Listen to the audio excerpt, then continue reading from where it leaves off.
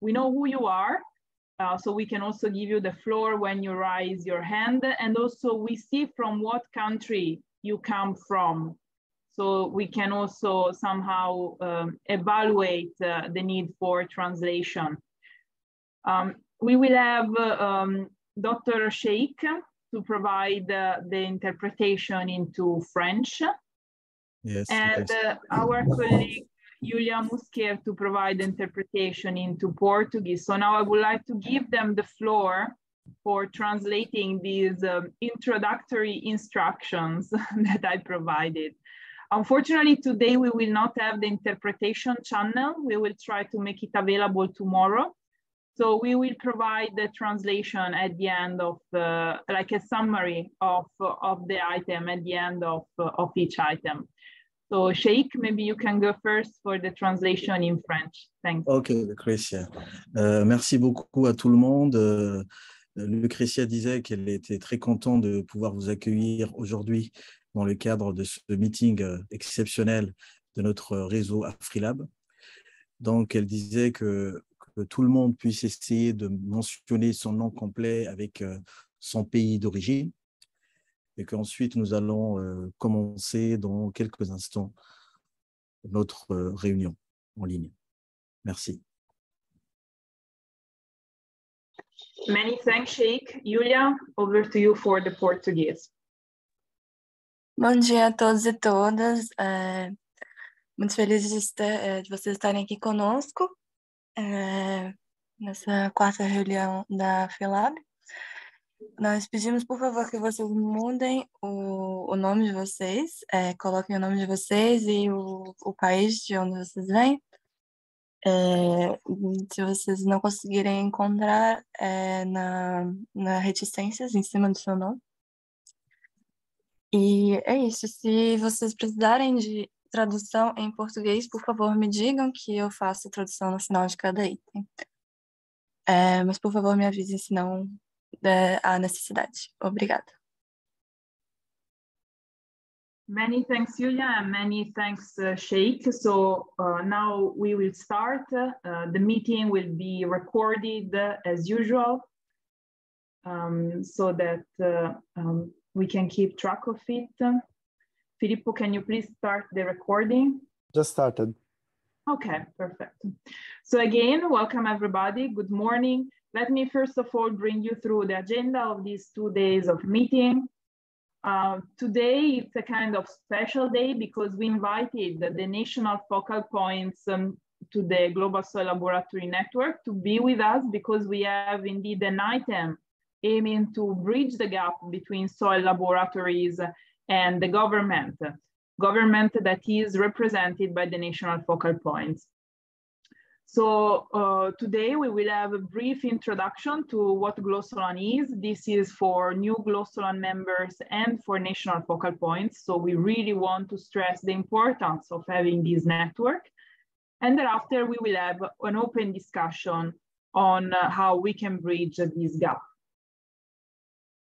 Tomorrow, it's very technical. Tomorrow, we will talk about the proficiency testing, standard operating procedures, and capacity building.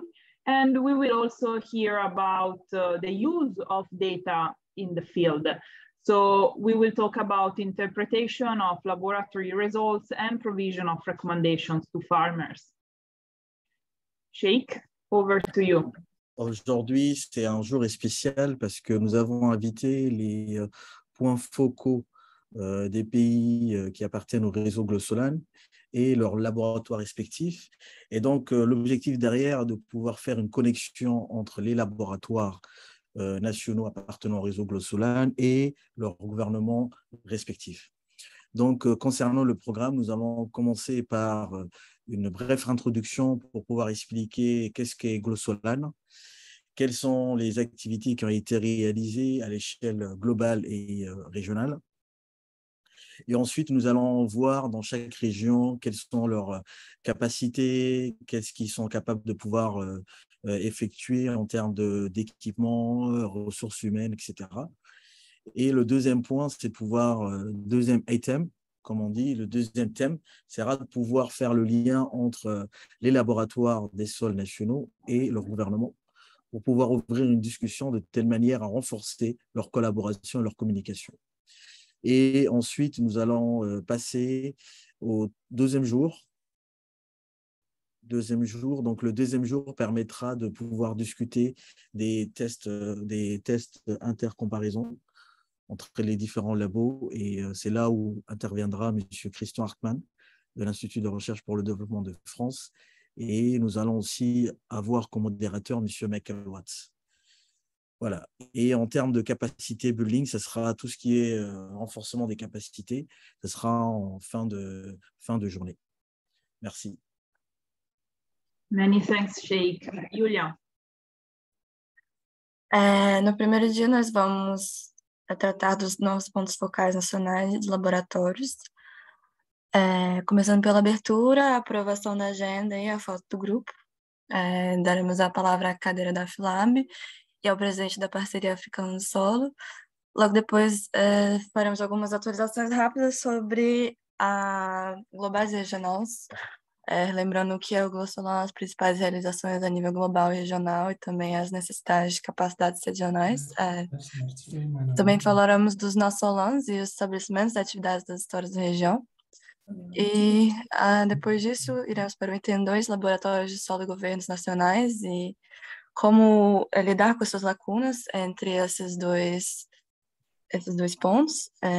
Mostraremos os resultados da pesquisa, das LNR, as redes nacionais de laboratório de solos. Faremos uma discussão aberta sobre como reforçar a colaboração e a comunicação entre laboratórios de solo e pontos focais nacionais dentro dos governos.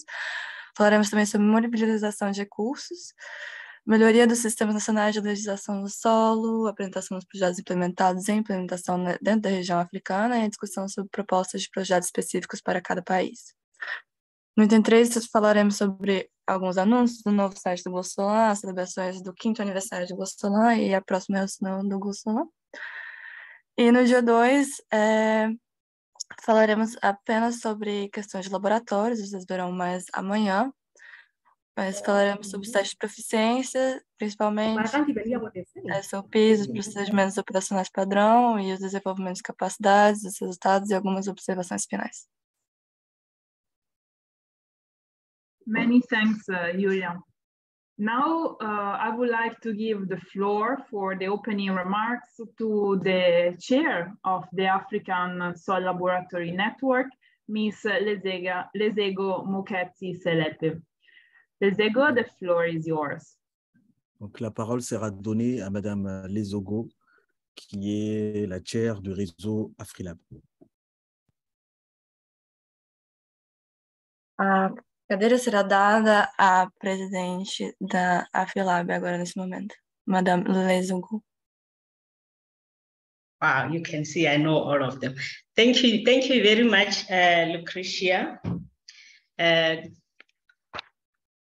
It's good to see you all again. I have been given the small task to welcome you to the meeting. Greetings to you all. It is my pleasure to welcome everybody and recognize the presence of the leadership, national focal points who are here with us today. I believe we need to share, to learn, and to grow. Today, we'll be able to appreciate the growth of Afrilab in membership number and in the knowledge that we have gained since becoming a network. Thank you so much all for committing your time to contribute towards the development of this network. There are going to be some presentations. Let us acknowledge them by freely participating to gain more from these presentations.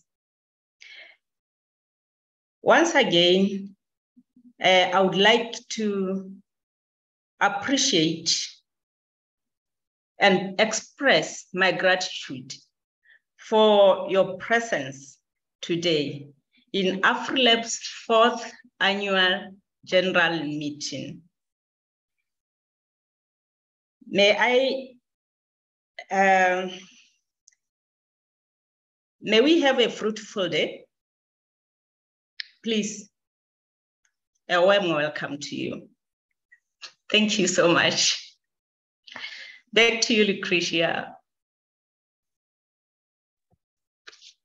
Many thanks, Lezego. Sheikh, if you would like to provide a brief summary of Miss Lego greetings, please. OK. Donc, Lezego disait qu'elle était très contente de pouvoir nous accueillir et de pouvoir participer à cette réunion de haut niveau qui fait aujourd'hui l'honneur de faire participer les points focaux des pays respectifs appartenant au réseau GLOSOLAN. Exactement, et c'est là où justement l'objectif est de pouvoir renforcer le lien qui peut exister entre les gouvernements et les laboratoires des sols. Et donc, Lezego aussi disait qu'aujourd'hui, il y aura des présentations qui vont faire l'objet des discussions et qui seront finalement assez enrichissantes. Voilà, en résumé, c'est que Lezego disait. Merci. Merci, Sheikh. Julia. Madame Lezego falou basicamente que ela está muito grata por todos estarem aqui, ela conhece a liderança dos pontos focais nacionais e diz que nós precisamos compartilhar, dividir e crescer juntos para fazer essa rede ser mais produtiva. Obrigado por nos doar o tempo de vocês para esta rede e ela espera que vocês apreciem as apresentações a seguir e tenhamos uma reunião muito produtiva. Obrigada. Now I would like to give the floor to the GLOSOLAN Vice Chair, Mr. Abdurrahman Mustafa. Mustafa, please, the floor is yours. Donc, la parole sera donnée à Monsieur Mustafa, qui est le vice-chair de GLOSOLAN. Of the audience, we also have the chair of GLOSOLAN, Ms. Miriam Ostinelli, that is with us today. Many thanks for joining, Miriam. If you don't mind, Miriam. Mustafa is from Niger. We would like to hear from him for the greetings, if you don't mind. Good morning. Good morning, everyone. And thank you for the attend to this important meeting. I hope we will have a fruitful day. Thank you. Thanks, Miriam. Mustafa, over to you. Après les salutations de Myriam, qui est la chair du réseau GLOSOLAN, la parole sera donnée à Mustafa Abdurrahman, qui est le vice-chair du réseau GLOSOLAN. Após a senhora Miriam Ostinelli, que é a cadeira de GLOSOLAN, nós viramos agora a vice-cadeira da rede GLOSOLAN. The problem is that I don't see Mustafa. I see a lot of Filipos. Mustafa, if you are with us, please take the floor. Mustafa, si vous êtes connecté, merci de prendre la parole. If not, I would give the floor to the chair of the African Soil Partnership, Ms. Anne Muriuki. Anne, could you please take the floor? Good morning, everyone, or good afternoon, whatever the case may be. I want to warmly welcome you to this meeting that is really pertinent to all of us. And thank you so much, FAO, for continuing to support us in Africa as far as the labs are concerned. It is true, many times we just do our cropping blindly. Our farmers don't know what they're doing because they don't test their soils. But we are really grateful that Afrilab has come to help us with equipment, with harmonizing the methods so that when we analyze our soils, we are able to get numbers that are actually usable. And so we are very, very grateful. Let's continue to support this effort and encourage our farmers to test their soils. Personally, I'd like us to, because our soils are so untested and we have so many farmers in Africa, I think it would be nice for Afrilab later on to look for a way to bridge the gap between what plant indicators that are there in the field that indicate low soil fertility or high fertility, and link that up to soil test results. So that if a farmer sees this kind of plant on their farm in a particular area, they can kind of gauge that my soil is good enough or not good enough. I need to go for a proper soil test. Things like that, I think, can be very useful for farmers. So with that, let me just again welcome you to this meeting, and we are really looking forward to what we have to discuss over the next 2 days. Thank you very much. Donc, Madame Anne disait que c'est vraiment une grande opportunité pour tout le monde de pouvoir participer à cette réunion. Et aussi, elle a soulevé le lien qui peut exister entre la validité et comment pouvoir harmoniser les méthodes. Et justement, elle a soulevé la pertinence de pouvoir avoir un réseau qui travaille sur ces genres de problématiques. Et ensuite, elle a parlé de liens pour pouvoir aussi donner des conseils pour les agriculteurs et les fermiers, c'est-à-dire pour pouvoir les conseiller sur la fertilité de leur sol, etc. Donc, elle a plutôt soulevé ça et aussi parlé de l'importance de notre réseau. Voilà, merci.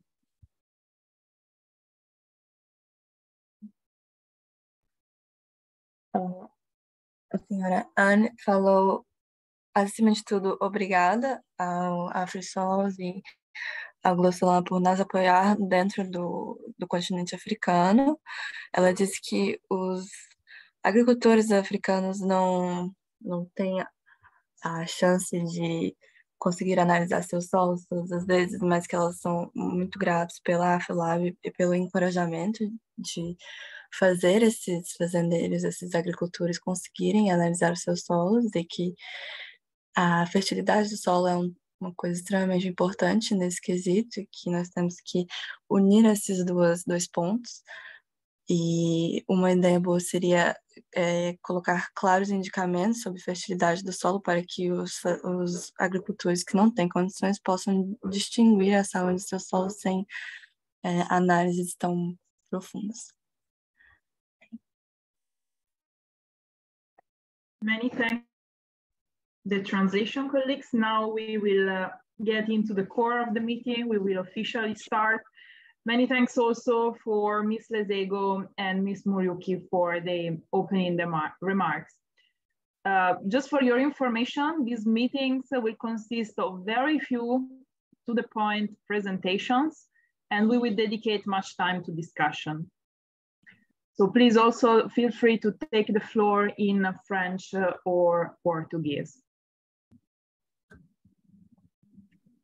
Now, in order to start, allow me to share my screen and to introduce especially those that are new to GLOSOLAN, to introduce them to what GLOSOLAN is, but especially why GLOSOLAN is important.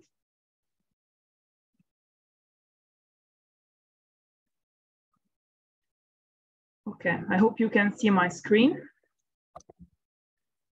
So as I said, the presentation is focused on why GLOSOLAN is important. So why? Well, you cannot manage what you cannot measure. So to be successful in a global soil management, the global soil laboratory network is essential because laboratories are factories of data. Soil samples get to the laboratories, and laboratories produce data that are used for decision-making and for taking action at the field level. So these data can be used for traditional decision-making in terms of fertilization recommendations and mapping activities, but also for what is kind of new activities nowadays, so to drive scientific conclusions, but also for the payment of ecosystem services. But you cannot do any of these activities if data are of poor quality. So data need to be of good quality and reliable. How does GLOSOLAN help on this? Well, you might recall that in 2022, GLOSOLAN organized a global proficiency testing, which is basically the shipment of the same set of soil samples to laboratories worldwide. We did this with 240 laboratories in 110 countries. And we asked them to focus on the analysis of carbon because of its linkage to climate change, nitrogen and phosphorus because of their linkage to food security and environmental pollution. Now, as I said, we sent the same set of soil samples to this laboratory, asking them to analyze these 3 parameters. Thereafter, we did a statistical analysis on their results and determine the performance of laboratories in the measurement, and also assess the uncertainty related to this measurement. My colleagues that will talk later on, actually tomorrow, about proficiency testing will tell you much more about this exercise, how this exercise was conducted, and the results it led to looking at the African region. However, for the moment, let's say that still to stress the importance of proficiency testing, let's say that if you look at the same soil parameter and use different methods, you will not get the same results because different methods also measure different things. For example, Walkley and Black assess Walkley and Black for carbon assess organic carbon, while Dumas assess total carbon. As you can see in this slide, there is a difference in the measurement. If we look at 100 grams of soil, you might obtain 3.04 grams of carbon using Walkley and Black and 3.51 grams of carbon using Dumas, because one is organic carbon, the other is total carbon. So the carbon quantified, but this applies to all parameters, depends on the method. So GLOSOLAN objective is that to improve harmonization and help making data comparable. Again, taking the same sample and the same methods as an example, here you can see the uncertainty. Because when you make scientific conclusions, but actually any type of conclusion, you need to know the uncertainty related to the measurement. And this is what GLOSOLAN is helping to measure as well. Again, looking at these 2 methods, so you can see that the uncertainty is plus or minus 1 gram for Walkley and Black and plus minus 0.3 for Dumas. So when we conducted the PT, we could say that 95% of the laboratories concluded that carbon is ranging between the values you see on screen, between 2 and 4 grams for Walkley and Black, and between 3.2 and 3.8 grams for Dumas. So uncertainty is currently too large to detect changes in carbon content. If uncertainty is currently too large to monitor changes, it's also too large to make scientific conclusions or to make decisions on the payment of carbon storage, for example. And this is where GLOSOLAN can really make a difference and help. With GLOSOLAN support, all laboratories can improve their performance by using the same standard operating procedures, by applying good laboratory practices, by implementing internal and external quality control, by training their staff and managers, but much more. Also, GLOSOLAN is able to identify reference values for different soil properties, including carbon. And in the future, laboratories everywhere in the world could calibrate their analysis on GLOSOLAN reference samples. Going back to the first slides, so you cannot manage what you cannot measure. Better soil data are for better soil management, because the harmonization of methods, units, data, and information is critical to provide reliable and comparable information between countries and projects, to allow the generation of new harmonized data sets, and also to support evidence-based decision on sustainable soil management, of course. This is just to remind you that all GLOSOLAN materials and activities are open access to anybody, and they aim, as I just said, to improve the global analytical performance. So we really value the presence of national focal points today at this meeting, because we can achieve our objectives much faster if national governments, but also resource partners and GSP focal points support our activities. If we want to put GLOSOLAN work on a timeline, well, we were established in 2017, and in 2018, we started to establish our regional soil laboratory networks, and Afrilab is one of these. We also started to conduct our activities. So we implemented 2 regional proficiency testing in Asia and Latin America. We organized these regional soil laboratory networks meetings in person at that time. And during the meeting, we were also able to provide some in-person training. And still in 2018, we conducted the first global soil laboratory assessment. That is an exercise that we are conducting every 2 years. So indeed, we had the second assessment in 2020, and we are about to start a third assessment that will be published at the beginning of next year. In 2019, we were successful in organizing our first global proficiency testing, and also to publish our first 5 standard operating procedures that were on carbon, due to the fact that this was a high priority parameters at the international level. In 2020, we were aiming to launch another global proficiency testing, but COVID came in, so we couldn't do it. But still, we prepared for launching the PT that we ultimately launched in 2022. In 2020, we published other 10 standard operating procedures, this time also starting to look into soil physical and biological parameters. And these continued over the year with the support also of other technical networks at the GSP, like the one on black soil, the one on fertilizer, the one on pollution, the one on biodiversity, and the one on salt affected soils. Still in 2020, we launched our database on soil import legislation. This is called SIMPLE, and it's available on the GLOSOLAN website. And we launched especially our initiative on soil spectroscopy, GLOSOLAN SPEC, with a related global assessment. In 2021, we started to look into really downscaling our activities, so to improve the communication with the countries. And we started to support countries in establishing their national soil laboratory networks. We are starting to organize webinars, so to provide training in the online format.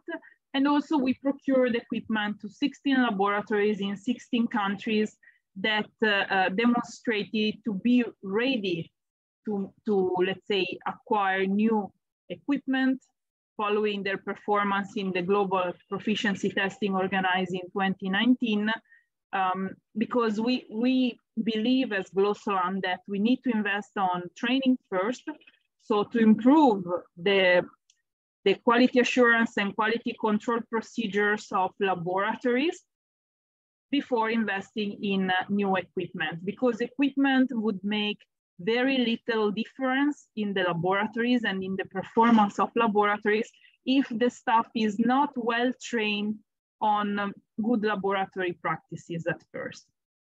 In 2022, as you know, we launched finally our second global proficiency testing.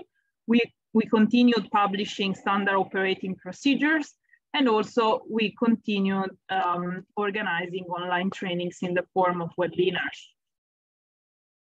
On September 2022, the network counted on 885 laboratories from basically all countries in the world, all countries that you see in green on this map.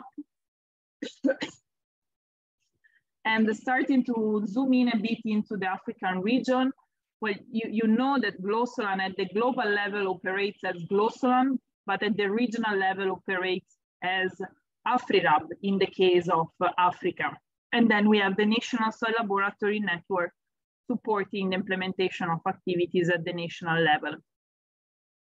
Looking into the African region, the network currently counts on 163 member laboratories from 39 countries. This slide is basically the last one in the presentation and kind of open the discussion also on item 2, because we start looking into National Soil Laboratory Network, what are the limits, challenges, and the potentialities of these networks, how the government can support their establishment or implementation of activities, and therefore see how we can strengthen this connection between laboratories and the central government. So in terms of National Soil Laboratory Networks, the one that GLOSOLAN is aware of are the ones in Botswana, Ghana, Nigeria, and Zimbabwe. These are networks that were already established. In terms of networks that are under establishment, we have Niger. And for other countries in Africa, we do not have information. What we know is that very often NAZOLANs are not established because of different reasons or local situations, conditions. So FAO, the GSP and GLOSOLAN can help you tackling some of this, and for the rest, we can advise or maybe put you in touch with other countries that face the same challenges in order to share experience and find alternative solutions. Usually, countries that do not establish their NAZOLANs are not in the conditions to do it because maybe of the low number of laboratories operating in the country. But in this case, maybe countries can join efforts to create a kind of sub-regional NAZOLAN or to join the NAZOLAN in another country. We have a couple of examples on this. For example, in Europe, there is a very small state called Luxembourg. Well, Luxembourg, of course, is not in the position to establish its own National Soil Laboratory Network. So it made a deal with Belgium and joined the National Soil Laboratory Network of Belgium. In the Caribbean, so in Central America, we have a lot of states, island states, with very few laboratories that decided to join efforts. So we will not have NAZOLANs, but we will have a special National Soil Laboratory Network that it's basically a sub-regional network with all these laboratories from island states cooperating.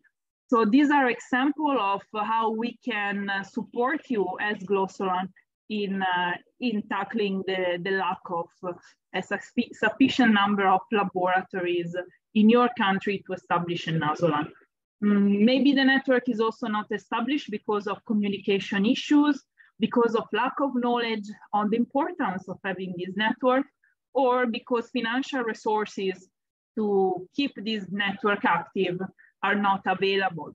Whatever is the reason, I would like to ask you to please get in touch with the GLOSOLAN coordinator, so with myself and Filippo, but also now we have another colleague that is focusing especially on National Soil Laboratory Network.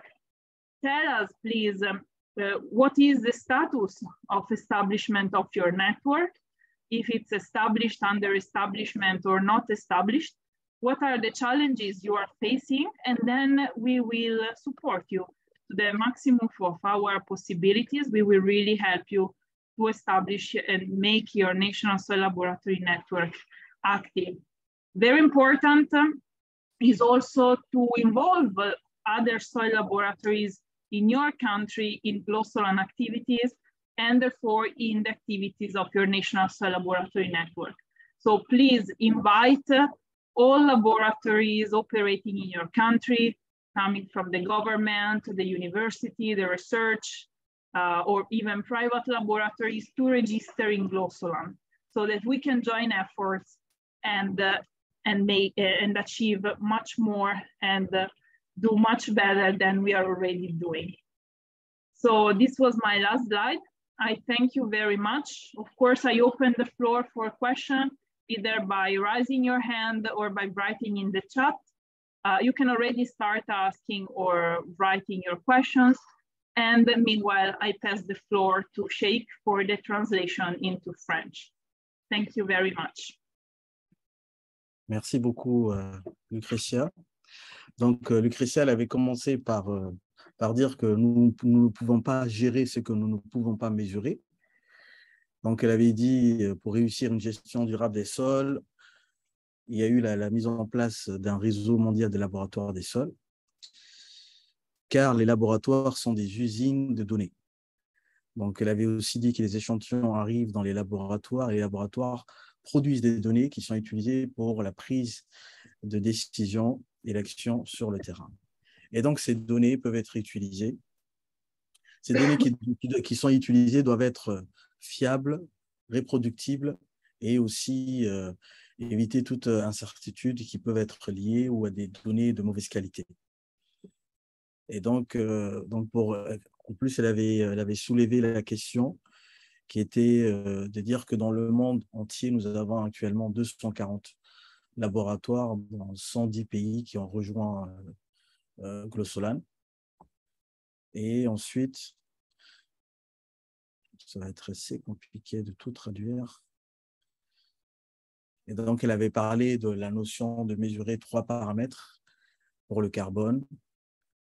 Et donc, elle avait aussi soulevé la question de l'importance des tests d'aptitude, comparaison interlabo, en disant que si vous regardez le même paramètre de sol et que les gens utilisent différentes méthodes, donc ils ne peuvent pas mesurer correctement. Et ensuite, qu'est-ce qu'elle avait dit d'autre? Donc, je pense que pour ceux qui parlent uniquement français, ils peuvent me contacter directement par message et nous pouvons essayer de discuter s'il y a eu tel ou tel point. Parce qu'en fait, il est assez compliqué de tout traduire. Est-ce qu'il y a d'abord des francophones qui ne comprennent pas l'anglais? Ou tout le monde parle en anglais? Because I think there is no French speakers. Huh? Both of them speak only English. So, yeah, this was what I was asking at the beginning. If there is not the need, we will not do it. The problem is that we don't see the national. Because now I cannot see. I can see only Christian and Amandine Erktan, who are very fluent with English. So other people from Africa, maybe Gabon, Senegal. Cameroon, I see there is Cameroon. Cameroun. Rose, est-ce que vous avez besoin de traduction pour tel ou tel mot? Parce que c'est assez compliqué de tout traduire. Non, ça va, je suis bilingue, donc ça va. Comment? Je suis anglophone d'ailleurs, donc le français, okay, je l'ai juste. Yeah, donc c'est le Cameroun. Le Cameroun est bilingue, donc ça va. Ok. Il n'y a pas de problème. Merci. Ok. So we need the translation? No, they don't need. Huh? Okay. Je ne pense pas. The problem is that we have a lot of people registered as Filippo. So I don't know where these participants are from, but please, can you tell them to take you already asked. And even you can for see Portuguese, people same from request. Côte d'Ivoire, South Africa, Rwanda, Senegal. No, but I think Sheikh Sugi already asked everyone if they need the translation in French. I think nobody answered.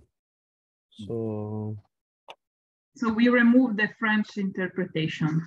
Yeah, I think. That if needed, they can always ask. Yeah? What about if they have Portuguese? specific questions, I can reply to them. No problem. But so maybe you can say in French that we remove the interpretation just to make sure they got it. Okay. But why we have many Filippo here? Is there any problem with the system? So. Well, he sent the link. Okay. Unfortunately, he's the link to join the meeting just to make sure that everybody could connect. But now they entered as Filippo and they are not renaming themselves, unfortunately. Julia, can you please make the same question, ask the same question in Portuguese? Sure. Nós gostaríamos de saber se há necessidade da tradução em português e para qualquer pessoa aqui, e se sim, por favor, nos fale agora, ou senão nós iremos finalizar com a interpretação e tradução em português. Mas se vocês precisarem de alguma coisa, de alguma tradução no momento, eu posso com certeza traduzir, só se for necessário. Então, por favor, se vocês necessitam, por favor, falem agora. Senão, nós pararemos com isso.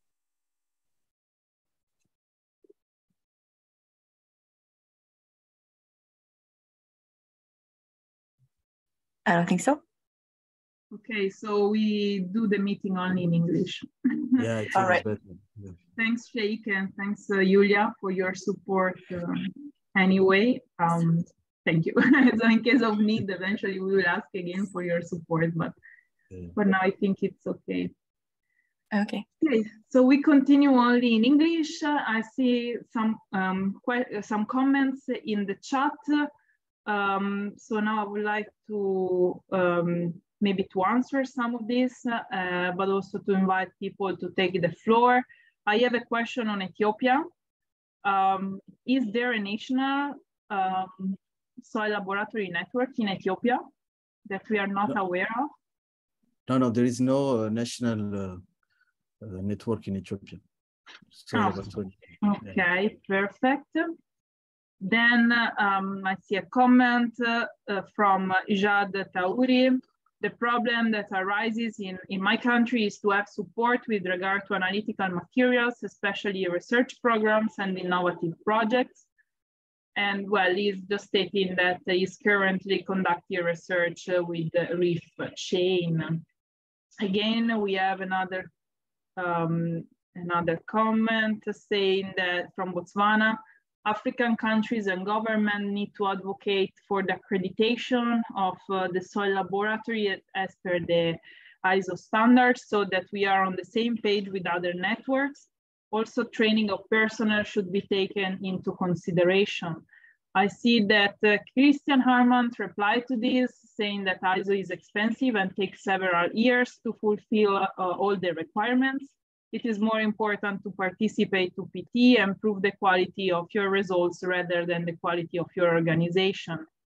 Indeed, this is a bit also the philosophy of GLOSOLAN, no? Basically, we are an alternative to ISO, and we really care of building capacities, monitor progresses, and also really kind of state the performance of a laboratory instead of looking only into accreditation. Let me see. Other comments.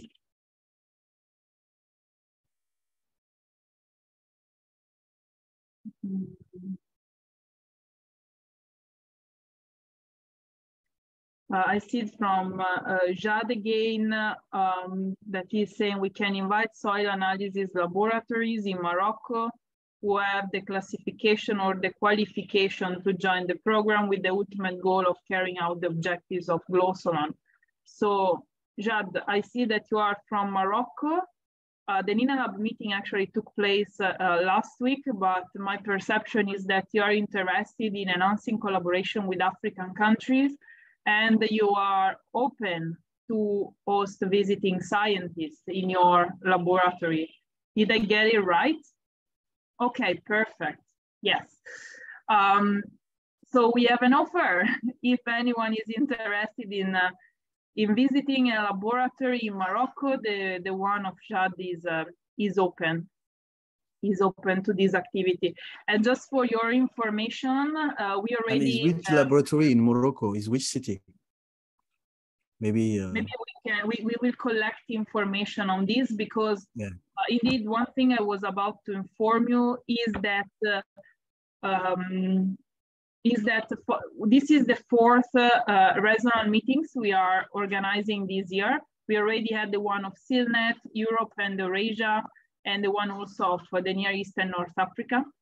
And basically the request from these networks was that of establishing a database with laboratories that are available to host visiting scientists, so that we start implementing exchange programs between regions or even within the same region. So I took note of the availability of JAD, and in the coming weeks, we will launch a survey to inquire on what laboratories are available to basically to exchange programs, so to host visiting scientists. To answer your question, Sheikh, JAD is saying that his laboratory is in Nador, and they can also convince other laboratories to collaborate, And also in Kenitra, they have 2 venues, Nador and Kenitra, and Rabat. Oof, many. But we will collect more information through this survey and share them with the network.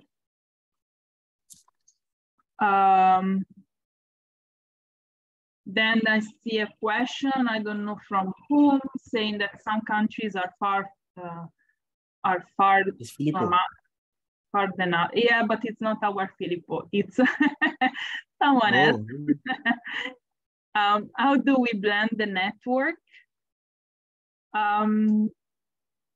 Now here, question to this person. So are we still talking about the establishment of National Soil Laboratory Network? So is this a comment to the example that I brought up?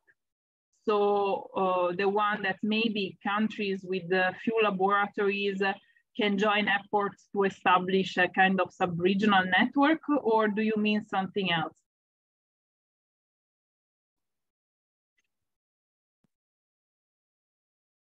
Please take the floor. Unfortunately, I can't say your name loud because you are under the name of Filippo, so I don't know who you are. And just for our reference, I also received another direct comment saying that there is a network in Ethiopia. So thanks for the information. We will get in touch and learn more about this, because we really want to update the National Soil Laboratory Network webpage for the country.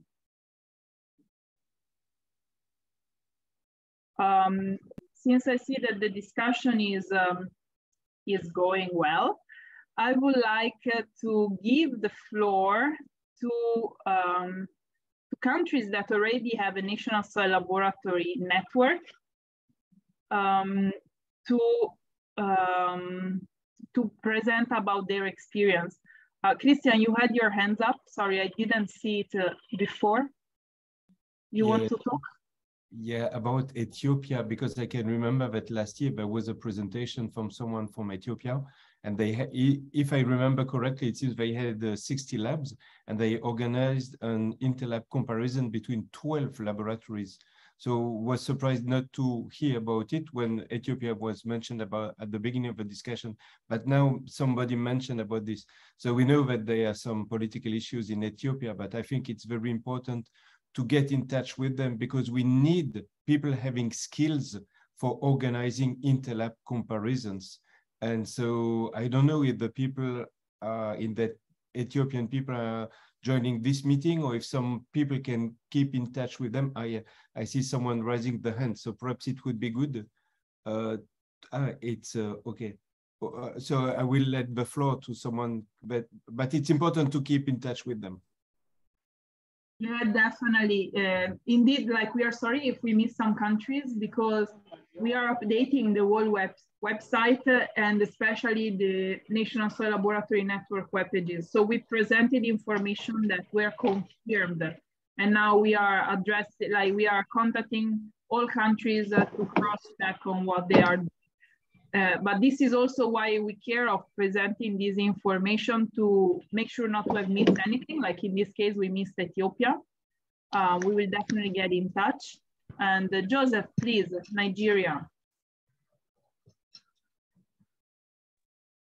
Thank you very much, Lucrezia.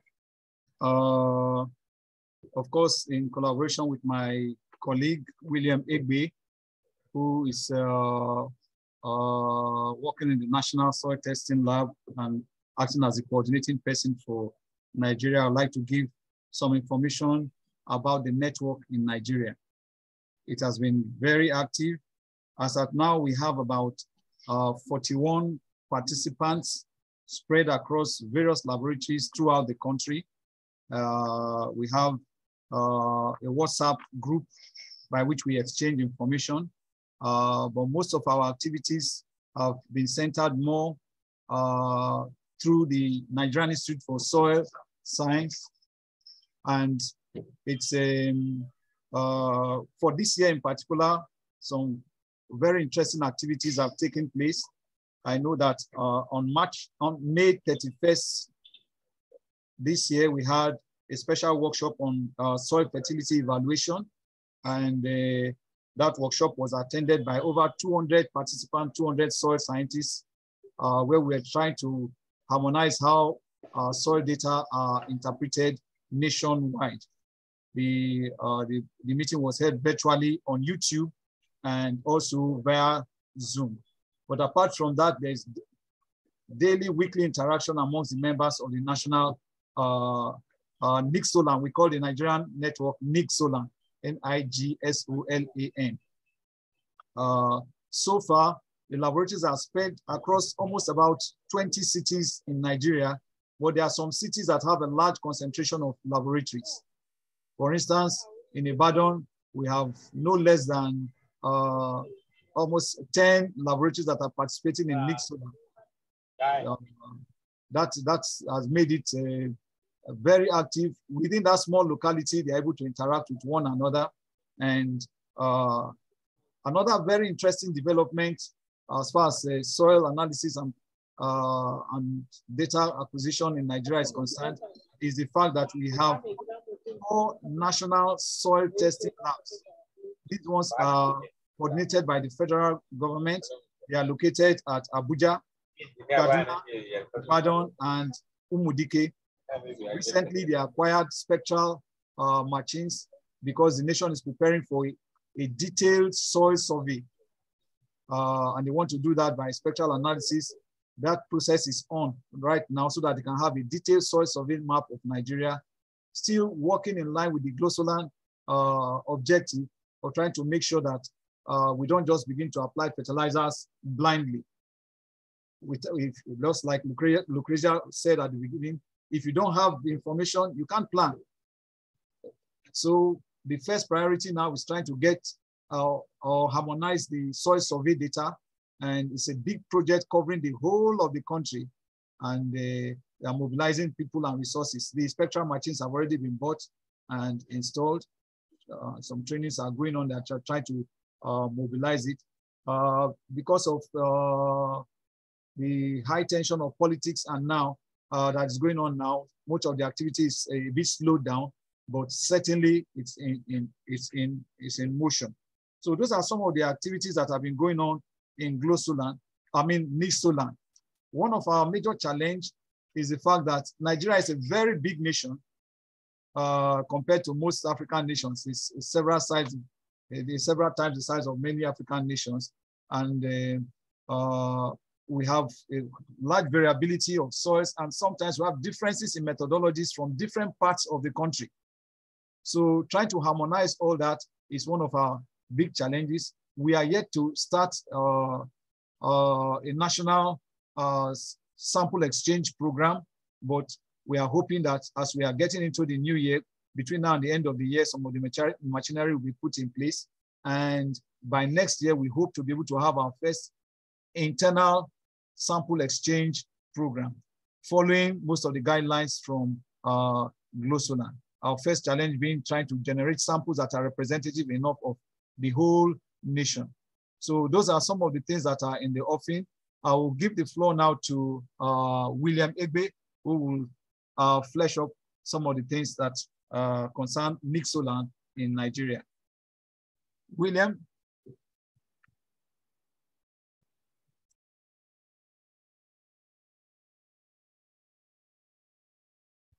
William, we cannot hear you. You are muted.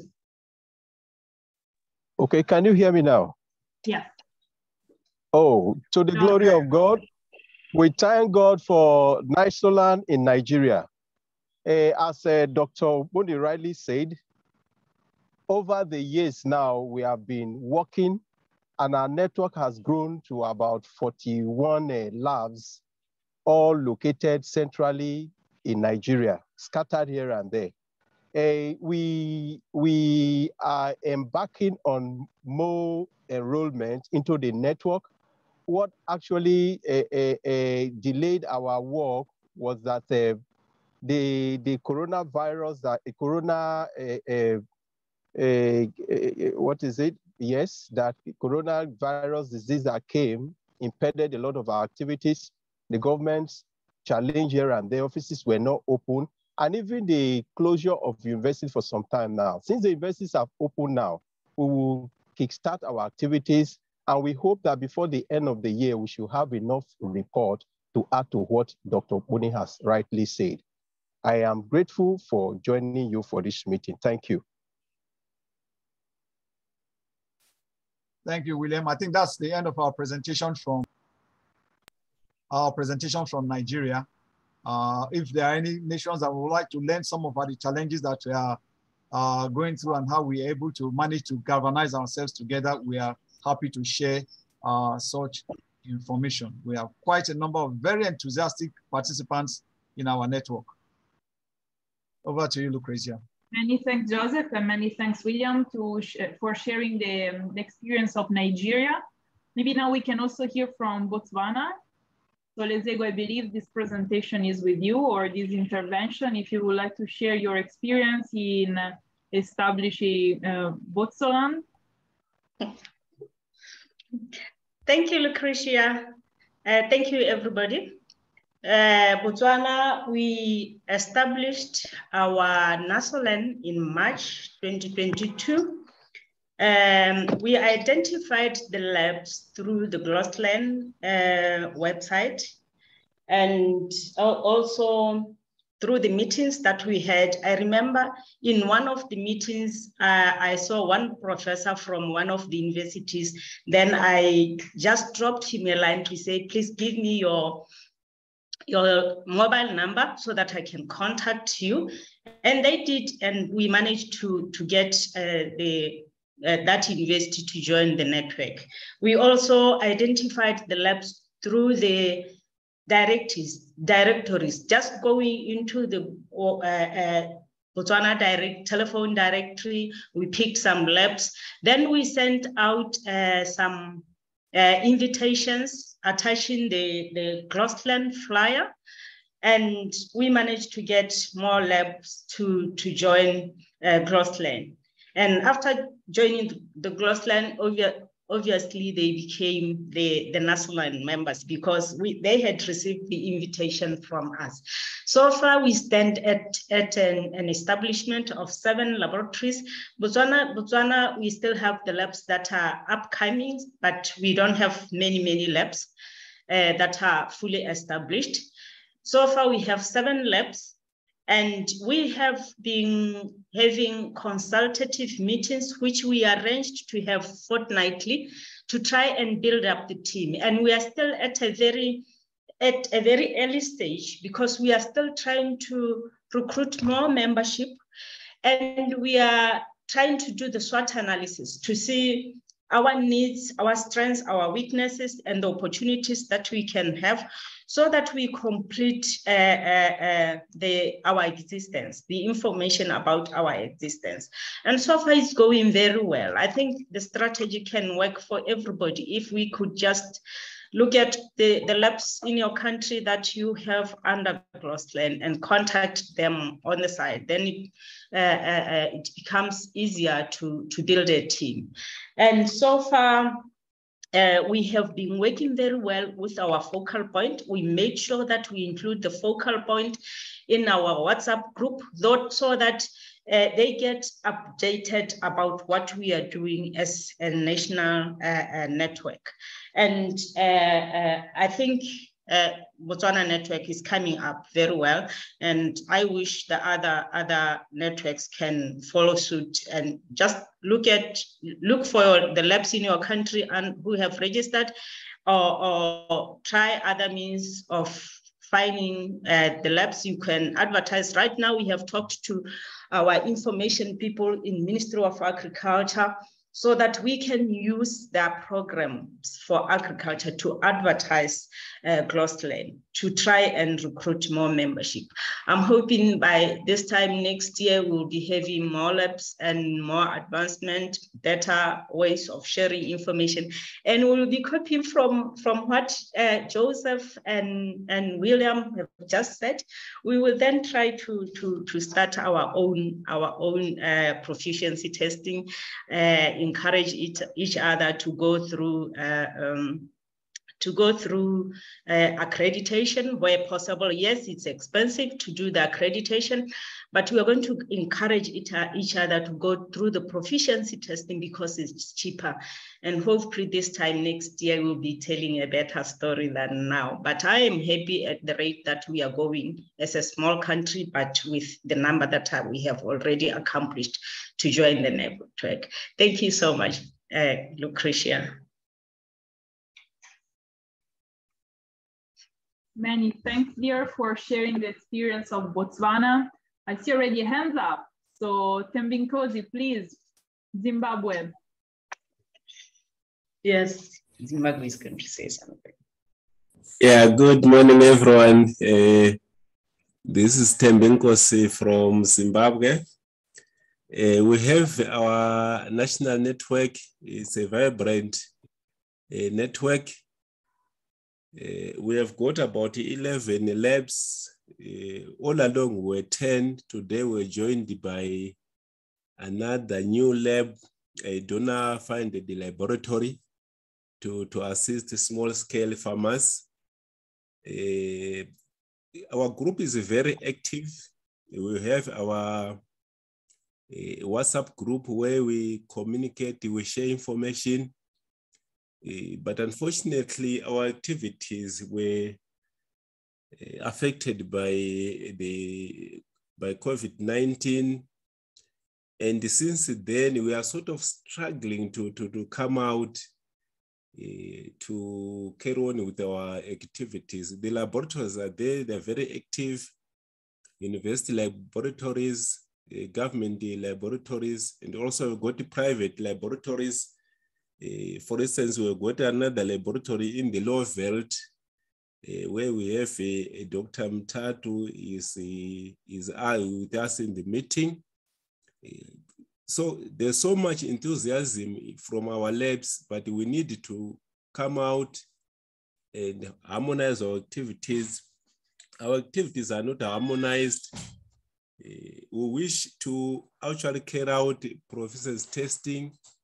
We harmonize our methodologies and also exchange information at national level so that we carry on with our work. The individual labs that are working, you find that we assist farmers with consultants work where they seek information on their soils in terms of fertility and also in terms of managing soil fertility to increase crop production. So we are very active in Zimbabwe. Probably Dr. Mtatu, you can add. Thank you. Many thanks, Tembinkosi, for sharing your experience. Is there anyone else that feels like sharing on your National Soil Laboratory network?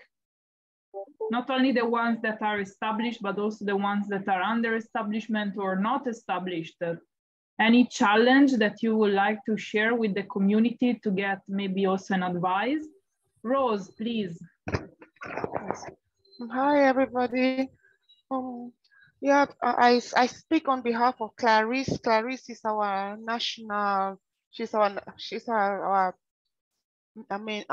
reference lab. She's not available today. You know, in Cameroon, we do not have that many established soil laboratories. There is basically her lab my lab and then the Ministry of Agriculture lab. But the two active labs are her lab and mine.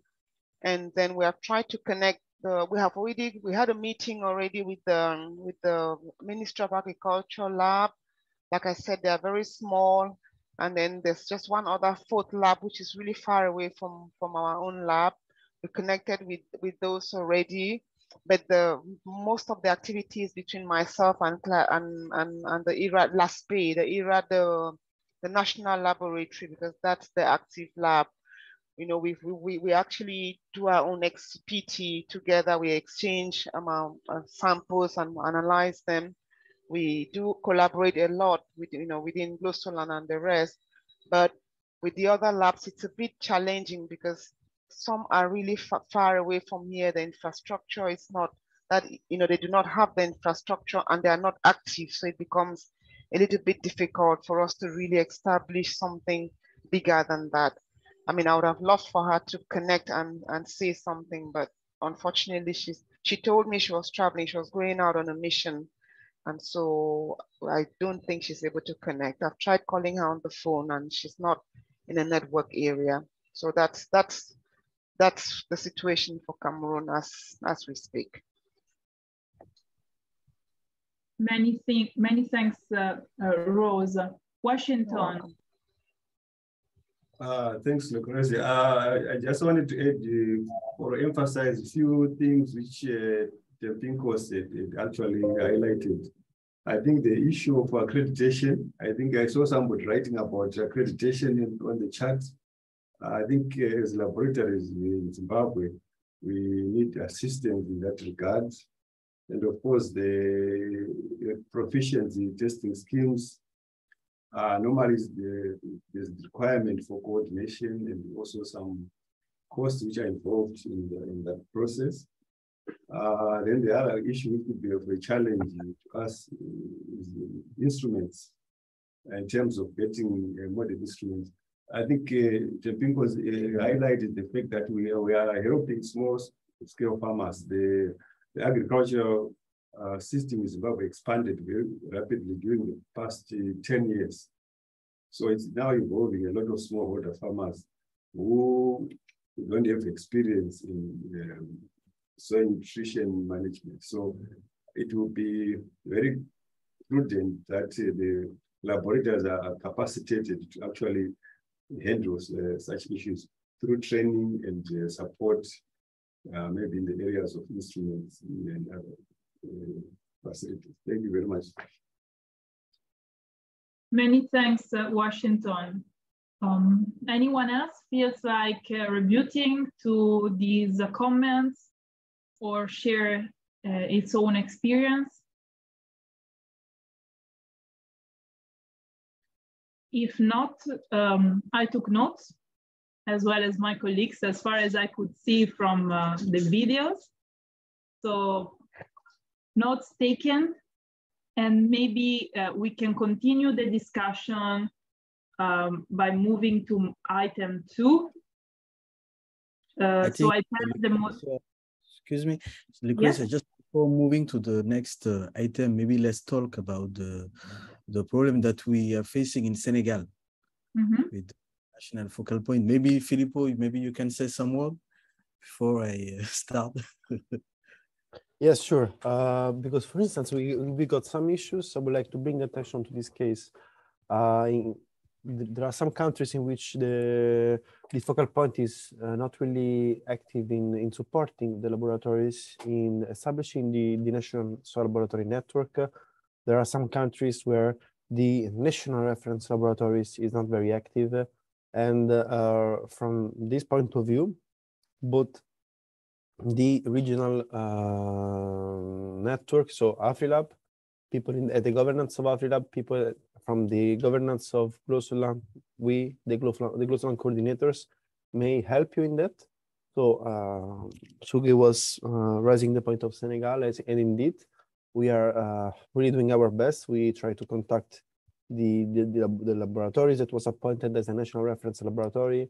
We are in touch with the focal point of the country, but the situation can go to such an extent that we may go for a nomination of a new national reference laboratory, of a new focal point of the country, because you see, we have clear terms of references for this position, for the tasks, reporting the tasks of the national reference laboratories. These are available on the GLOSOLAN website. So all national reference laboratories are tasked to work towards the establishment of the National Soil Laboratory Network. They have to work towards the implementation of the GLOSOLAN initiative and Afrilab initiative at the country level. So in case the laboratories are not active in that role, we should do something to like nominating another laboratory, because we cannot let all the other laboratories in the country to delay their activities because there is no strong leadership. So what we ask national reference laboratories to do is basically this, to facilitate the organization of the activities, to group together the laboratories, to act as moderator of the discussion within the country regarding all the activities that laboratories can implement. So we need national reference laboratories to be active in moderating the discussion and group together all the laboratories and get in touch with the focal point, because it's very important to, as also Lesego and the other presenters mentioned, it's very important to have the support of the focal point to apply for project, to be involved in other project, to get aware of the initiatives taking place at the country level. So this is the kind of role of the national reference laboratories and the role of the focal point on that. There are some countries where we are facing issues. So the case of Senegal that was reported by Suge, for instance, and we're doing our best. I asked for a meeting on Friday with the focal point of Senegal, and we hope to solve this issue at the soonest. So, but in case other countries have other issues with the focal point or with the national reference laboratories, in case they're not active at all or are not really responding your requests, please let us know, and we may support you in, let's say, follow up and accelerate the process. Indeed, Filippo, what I wanted to add is that you are the new facilitator of the African Soil Partnership. So you are really like the contact person at the GSP for Africa. Whatever issue laboratories have with their national focal point, please contact Filippo, and he will be able to assist you. We will organize a meeting with the national focal point, or in some cases, as he said, we will ask the government to appoint another person because maybe the focal point is not active or performing in his or her role. So please let us know. Filippo is your contact person in the African Soil Partnership. Joseph, please. Thank you, Christian. I think for the purpose of also moving forward, already with GLOSOLAN being several years in existence already, we can also work from another perspective. If there are people who are active in GLOSOLAN in a nation who are not necessarily the national focal point, they can kickstart some work. They can even form the network in their country temporarily until the nation is able to really appoint somebody as the government representative. I understand from the FAO point of view that they would like to work with the government representative because that's the mandate of FAO. But then if we don't get immediately somebody that is able to represent the government adequately and we have an active participant from the country, we can begin to build from there so that people are not shy to try to take up some of those responsibilities. Sometimes learning from past experience also, the moment it begins to pick up like that, they may begin to think that, why are you trying to take over our responsibility? That's a way of challenging them to come to work. So if we're able to challenge them and they're ready to take the responsibility thereafter, that's just fine. So that's just to encourage those of us, those nations where the active participant, the national representative is not active, that it should not stop them from taking some initiative. That's just my contribution. Definitely, and I think we put this also in the guidelines on the establishment of the National Soil Laboratory Network. We do not want to stop any initiative, like independent initiative. Our idea to operate through the National Reference Laboratory and then therefore somehow through the government was to ensure some kind of support to the networks and to ensure a support that eventually the government can provide, no, in terms of political but also financial support. That's why we gave the role of coordinating the establishment of the National Soil Laboratory Network to the National Reference Laboratories that usually belong to the government.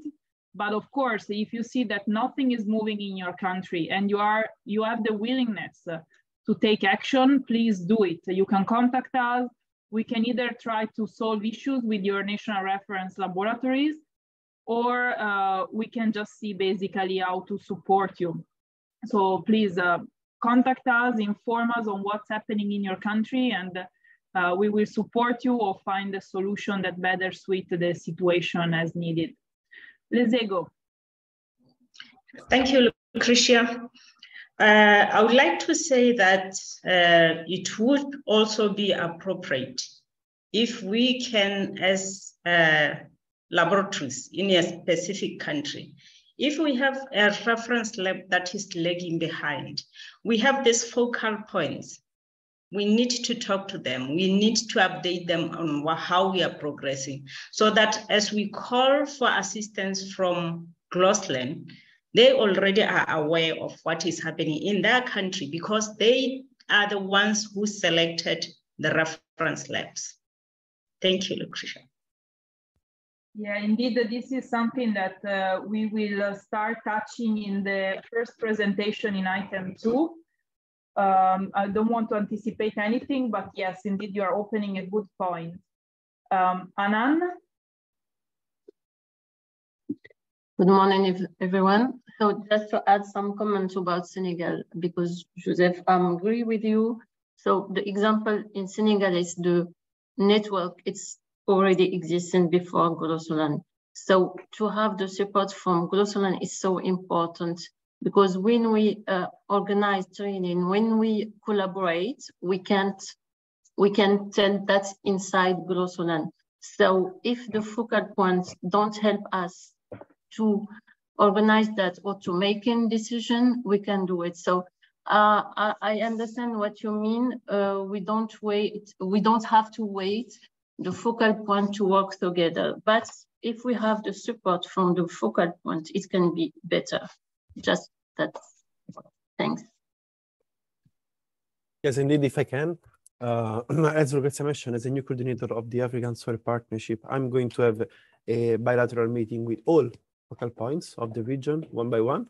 And I will raise this point with all of them. So what I will discuss with them is about what their needs, the activities, which sponsor they have for the activities in the countries. But one of the key issues I want to raise with them is what is the relation with the focal point and the laboratories, especially the national reference laboratory of the country, because we have to move forward. You know, we are really slow down the process because of the focal point not to be very active. So I would like really to shake them and to let them know about Afrilab, first of all, and to let them know about all the laboratories operating in each country.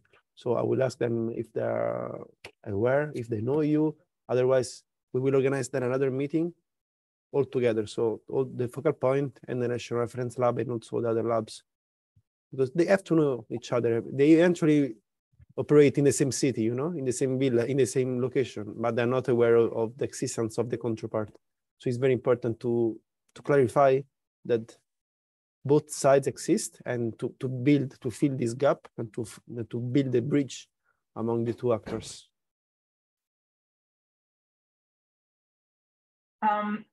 Okay, so maybe I can pass the moderation to Sheikh, and therefore we can start item 2 with your presentation, Filippo. My understanding now is that there are 2 participants that might require translation in French and in Portuguese. Antonio, can you follow us in English? Can we avoid the translation into Portuguese? Antônia. Obrigada, Lucrécia. Sim, Lucrécia. Obrigada. Good morning. Eu estava mesmo a escrever no chat, né, sobre a situação do laboratório de São Tomé. Uhum. ¿Precisas de traducción en portugués? ¿O podemos seguir? Não. Pode seguir em inglês que eu entendo. Okay. Mas eu vou falar em português e vais traduzir. I think so. She wants to say something about the situation in their country. So maybe she can speak in Portuguese and then Julia can translate in English. Ok. O caso de São Tomé só tem um laboratório. E não temos como formar a rede de laboratórios internos. Só temos um. Mas nós queríamos pertencer a uma rede de laboratórios, da região onde nós estamos inseridos, onde dentro da rede tivesse um laboratório de referência de solos, de forma a nós compartilharmos, né, os nossos conhecimentos e adquirirmos mais experiências, tanto trabalhando assim na rede. Não sei se há essa possibilidade de nós trabalharmos em rede com outros laboratórios. Mm-hmm. Julia, do you want to translate before we review? Sure. Yeah.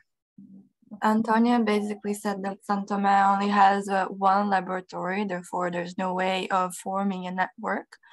But they would like to participate in a regional network so they could share their knowledge and acquire as well. And she was wondering if there is such a possibility. Yeah. So Antonia, you might have missed the first part of the meeting, but indeed in my presentation, I was saying that this is not an isolated cases from Africa and from your country. We have the same experience in other regions. And in this case, our solution was that countries that do not have enough laboratories or do not have the capacity to establish their own national soil laboratory network can join networks from other countries. Now, maybe the closest country to them. I was reporting the case of Luxembourg in Europe that joined the National Soil Laboratory Network of Belgium. So very nearby countries able to collaborate. So maybe we can look for the same solution for São Tomé, if you welcome it. Okay.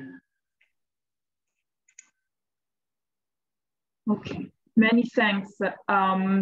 What about Jean-Arsène Yamale? Yamale, yeah. Yamale. Congo, I think, yeah? Yeah, do we need of translation into French for him? Jean-Arsène, est-ce que vous voulez une traduction en français ou tout va bien? Autrement, je peux essayer de vous écrire par message privé pour essayer de traduire tel ou tel mot. Est-ce que vous pouvez, s'il vous plaît, vous présenter, Jean-Arsène? Vous venez de la RCA, c'est ça? De la République centrafricaine.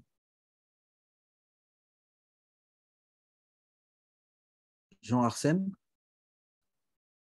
vous nous entendez? I think he cannot unmute. He's trying. Yeah. Oui, je vous écoute. Bonjour. Oui, Arsène, bonjour. Bienvenue. Oui, je suis Jean-Arsène Yamale. Je suis pédologue et le responsable du laboratoire de pédologie en Centrafrique. He said his name is. Et je suis point focal. He's from how to say in English, Central Africa. Mm-hmm. Yes. Central African Republic. Yes. Yeah, he's the head of soil science lab in his country, in Bangui. Bangui is the capital of RCA. Welcome. Yes. Welcome. So we need Merci beaucoup. interpretation for him. So good that the next item is with you, Sheikh. You are the moderator, so you can deal with both languages. Okay, no problem. Okay, let's open item 2 then that we partially already addressed. Over to you guys. I think Filippo has to start. Yeah, sorry. So Sheikh, I will start with the presentation if that is fine with you. Okay. Because next item is about the relations between the laboratories and the national governments. So we would like to know more about this relation. We would like to hear from you. We would like to open the discussion. But just to break the ice at the beginning, we have some results to show you. So I hope you can see my screen presentation. Do you see the presentation? Yes, okay. Okay. As some of you may know, some weeks ago we launched a survey among the national reference laboratories, which are laboratories that are appointed by the focal point of the country. There is basically one laboratory per country, and these laboratories are in charge of moderating discussion within the country to establish the GLOSOLAN activity, to establish the National Soil Laboratory Network, and to basically report to the Afrilab and GLOSOLAN governance what are the issues of the country, so we can better follow up with them and organize specific activities. We launched a survey among all laboratories, but especially among the national reference laboratories, to know more about what are the relations with the government. So I would like to thank all of you, all the laboratories which participated to the survey or provide information. These are some results about the type of support that laboratories are receiving from the governments. So we first asked them if laboratories receive any type of support from the national government. And as you may see from the results, few of them receive some support, and this is mostly linked to moral support or like importance and visibility at the national level, meaning that they are somehow involved in projects when these are happening at the country level, but no other kind of support in terms of economic support or having more staff. On the other hand, around 75% of laboratories receive no support at all. And this is one of the main issues now, because you see, national reference laboratories don't want to receive any support from the government. Then about the other type of support, so we were wondering if, considering since the national reference laboratory, the national governments do not provide any support, are laboratories receiving support from other sources like sponsors, donors? Few of them said yes, and mostly from international organizations. So you see, there is a need to better support. We know that laboratory needs more support to organize training, to organize inter-laboratory comparison, to get better equipment, to participate in international training, and so on. But as far as we can see from these results, few laboratories are supported by the governments to do so. Lastly, I would like to give you an overview of what are the role of the national reference laboratories as data providers for the governments, meaning that we ask them to the national reference laboratories whether they are providing supporting the governments with any data. And most of them report to be the main providers for soil data for what concerns soil mapping or national soil assessment.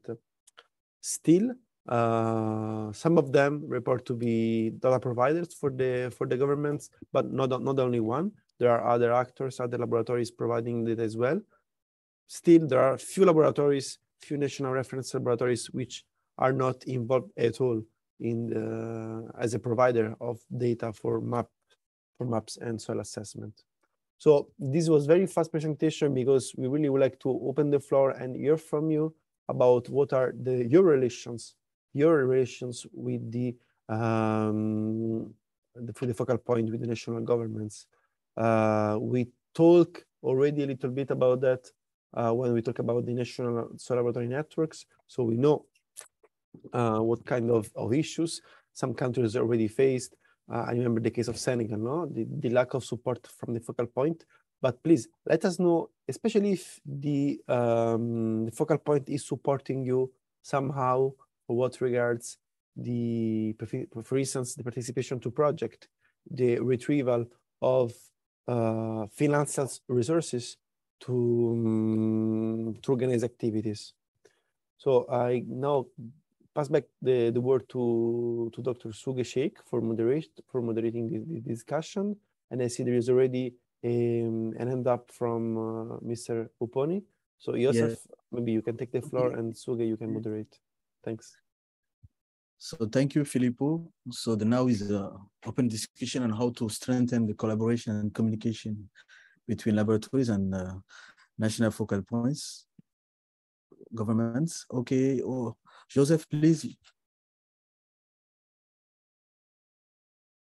Joseph, you have the floor, please. Okay, thank you very much. I think for us in Nigeria, it has been a bit, we have been a bit more fortunate, but there have been some challenges which I would also like to point out. You know, with government organizations, the challenge is sometimes officers are moved from one office to another. And, you know, when their roles change, it can affect their performance as national coordinators. Now, there has to be somehow a means by which either the tenure of the person who is handling the office of the national coordinator is such that they are able to pass the responsibility across to whoever is taking over from them, which can be a challenge in the national system sometimes, because it may bring somebody who is not even directly related to soil analysis to come and head the place. So those type of things are things that cause some delays and some hindrances. Somehow in Nigeria, we have been able to work around that because of the large number of people that belong to the group now, and because of the listening ears of the people in authority at the National Soil Institute, who have been like our mouthpiece. Left alone, it will have been difficult for GLOSOLAN to survive. In terms of financial support, that's always a big challenge. Money doesn't come easily from government. We know that. So oftentimes we depend on some personal sacrifices from people who are in the network. And, you know, unless the people have that zeal to keep it going, when they now see that we are getting a little international recognition, people are paying attention to us from outside. Oh, then they begin to say, oh, if people outside are paying attention to these other people, we better listen a bit more. I think everything has its own little form of politics here and there. And we are technical people, but we can't help playing a little politics if we are going to survive. So one other thing that is very helpful is that all the people in the national something must be able to give information to their national focal point. I was hearing the example, trying to share the example from Ethiopia, for instance. A lot of activity is going on, but the information is not getting to the right source. So we are not getting the full information of what is happening, even for the benefit of other national systems. So even when you are acting a bit independently, always carry the national focal person along. It's very, very important. And like Lucretia said, in the end, we're actually expecting that it will get to the point where the government will recognize the activity enough to make some investments into it. That's where we are headed. But government will only make investments when some credit is already beginning to come. Some people need to make some sacrifice before you get there. I think that's just from our little experience here. We are moving ahead, irrespective of support or no support. When the results begin to come out, the supports are more likely. Thank you. Thank you, Joseph, for this relevant point. I think now, as many people talk about financial contribution coming from the government. So I have a question also. Why not writing our own projects and then try to convince the government, our respective governments, and also try to contact international organizations such as World Bank, different kind of international organization. What do you think about this point? Can I quickly comment there? Regional projects. As a government official, you do not have the permission to ask for funding or any project without going through the due process of the government. Exactly. You know that. Otherwise, you are fired. Exactly. Yeah. You always need somebody who is a bit outside of the government to put that pressure on the government. You are accountable to higher authorities who do not share the same enthusiasm as you. It's only when the results begin to come, and I emphasize that one very much. It's only when the results begin to come, everybody likes to identify with success. Then they will begin to listen to you. But before that, some people must be ready to make the sacrifice. I'm glad to say that at least in Nigeria, we have some few people like that who are ready to make those sacrifices. That's why we are as active as we can be now. Yes, Abdurrahman is here with us. Abdurrahman is the chair of GLOSOLAN, is from Niger. You can take the floor. Bonjour, bonjour tout le monde. Sorry, good morning, everybody. And as I said earlier, I'm very sorry for coming late to the forum.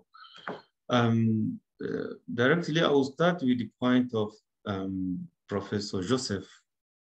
Maybe you didn't get the point raised by Dr. Suge. In fact, writing for a proposal, asking for grant somewhere, it doesn't mean as a government or institution alone you stand and ask or seek for a grant from government or somewhere else. Maybe as network. I don't know whether I'm getting the point of Dr. Suge. Yes. It's as network, you can ask for assistance from donors. Most of them, personally, I do receive grants alerts asking people to submit proposals to be helped financially. Only today I received one. So I think as network, people can write something as submit, they can easily get support, financial support, and do their business. What's blocking us here in Niger is things like that. Actually, I'm facing so much challenges, so many problems here because of, misunderstanding between governmental institution, research institution, and even among the researchers themselves. Most of the time, you feel as if I'm not even participating to the program just because of silent challenges like that. I'm very sorry about that. But here I'm supporting Dr. Suge, saying we can stand alone, stand as network and submit something. That's my point. Thank you. And we can do this under the mandate of FAO, writing proposal to the NGOs or different kind of international organization. Yes, Opuni, want to say something? Yes. I still, maybe it differs from country to country. But, for people who are in a system where you have that liberty, where you can write proposal, get the grants, and execute what you want to execute, that's good enough. But if you are a civil servant, if you are a government employee, and our national focal points are usually government employees, it's always a challenge because they have a reporting line they have to go through, and they have procedures for even government assistance or things like that. If we make a proposal as GLOSOLAN, as NISOLAN, for instance, if we get that grant, where is that grant going to go to? As we speak now, NISOLAN doesn't have a bank account. It doesn't have an accounting system in place. We need to be able to work within a framework where such type of structure is in place. Otherwise, you are dealing with individuals. I'm raising this so that we recognize the problem and we try to address the problem from the root. If we don't recognize it, it will still continue to be a hindrance to the work. Now, are we going to form a parallel body in the network where we say, okay, those who are in the private sector, for instance, they are more amenable to such type of things? Can you be the driving force for this, for us, while we are still growing? Those are possibilities. Those are things that we are still going to discuss in our own network to move to the next level. Writing proposals is not a big challenge, but you have to write proposal in a place where you have the right to do so and where you have the opportunity to be able to execute the project by the time it is granted to you. I'm sorry to say, but that sometimes if you are too forward in our system here, they will just appoint a new person as the focal point who has no idea where we are starting, and then we are starting from zero. That's the political side of it, and it is real. I think that's as much as I will say on this, so that it doesn't look as if I'm having a negative outlook. But it's a problem we need to address. Some of the nations you are not hearing anything from now. That is exactly the key point. They cannot afford to speak. They don't have that voice to speak, because if they speak without the authority of the person who is above them, they will be in personal trouble. I rest my case. if I may, okay. No, but indeed, the point raised by Joseph is correct, and I think this is the way FAO, GLOSOLAN, GSP can support countries. I mean, we are here because we have a structure. We facilitate the administrative part as well. So we have to join the efforts to write together project, to see and to assess where, in which situations the project may be more effective. Let's develop them, and then we can apply together. But through us, you may get easily the application of the project on the ground. I mean, all the structure, all the administrative part can be facilitated by the FAO. And I think this is also a direct link. This is why also, again, the FAO office, the focal point of the GSP is important, but also the FAO office. Because let's not forget, there is an FAO office almost in all countries, and there is a regional FAO office for the sub-Saharan Africa. So these are also other key actors who may involve in this process. So I mentioned you that I will have these bilateral meetings with all the focal points, but I will have also bilateral meetings with all the FAO office in the region to let them know that laboratories are there, to let them know that they should also facilitate and they work with you, and that they may receive requests from you to apply for TCP and other projects, because there are people that would support you in that. Thank you, Filippo. Hanan, you have the floor, please. Thank you.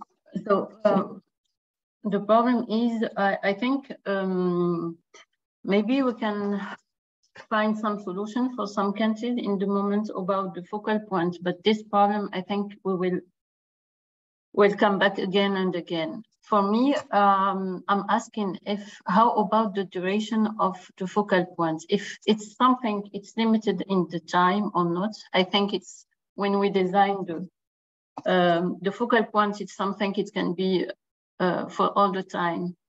I think the important thing is to talking about terms of reference, how to tell that, how to make assessment of focal point. I think for me, the logical thing is to get it by election. All labs can make candidates, and after we can get the focal point. But I think that is not possible today. But if we can limit the time of the focal points, so for example, 2 years or 4 years, and after that we can make an assessment, if it's working or not, assessment by labs. And if it's not possible, I think it's better to give more freedom to labs of reference, because we can't continue like that. I'm thinking maybe if it's possible to make a presentation about that and show us the action of the focal points and the action of reference lab, and if we can give more freedom to reference lab, because it will be easy to work together and to how to tell this? Sorry, I'm so tired. It's logic to making and organizing events than do it with the focal points if it's not working in technical topics. That's all. I don't know if you understand my intervention or not. We understand correctly. She said, I mean, the way, maybe Filippo, you can add some comments. She's proposing a new alternative way. And she's maybe, and then you want that we try to rethink the term of reference for focal point, right? We have to change it. I think we have already terms of reference. Just if we can make some change from GLOSOLAN. I don't know if it's possible. My understanding is that you would like the National Reference Laboratory to be elected by laboratories operating in the country, and then you to propose the name of the elected lab to the focal point for endorsement, right?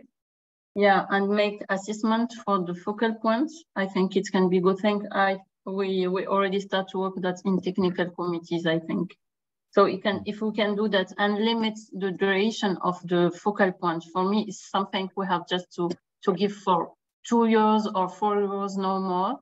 And after make assessment and see if we can give to the same focal point or not.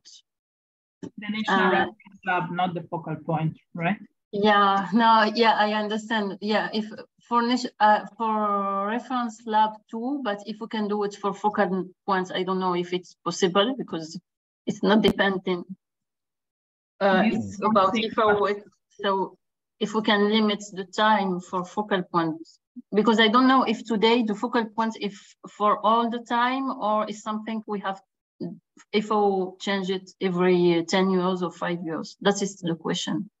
Well, the focal point remains the focal point until he retires, change position, or until there is something happens that leads the government to appoint someone else to take this position.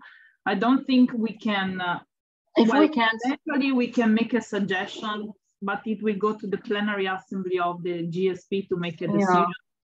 But if it's not possible, I think we have to give more freedom. I don't know how to tell that in English, but to give the reference laboratory can have more action than focal point. Just focal points, it can be something consultative, like just to have advising.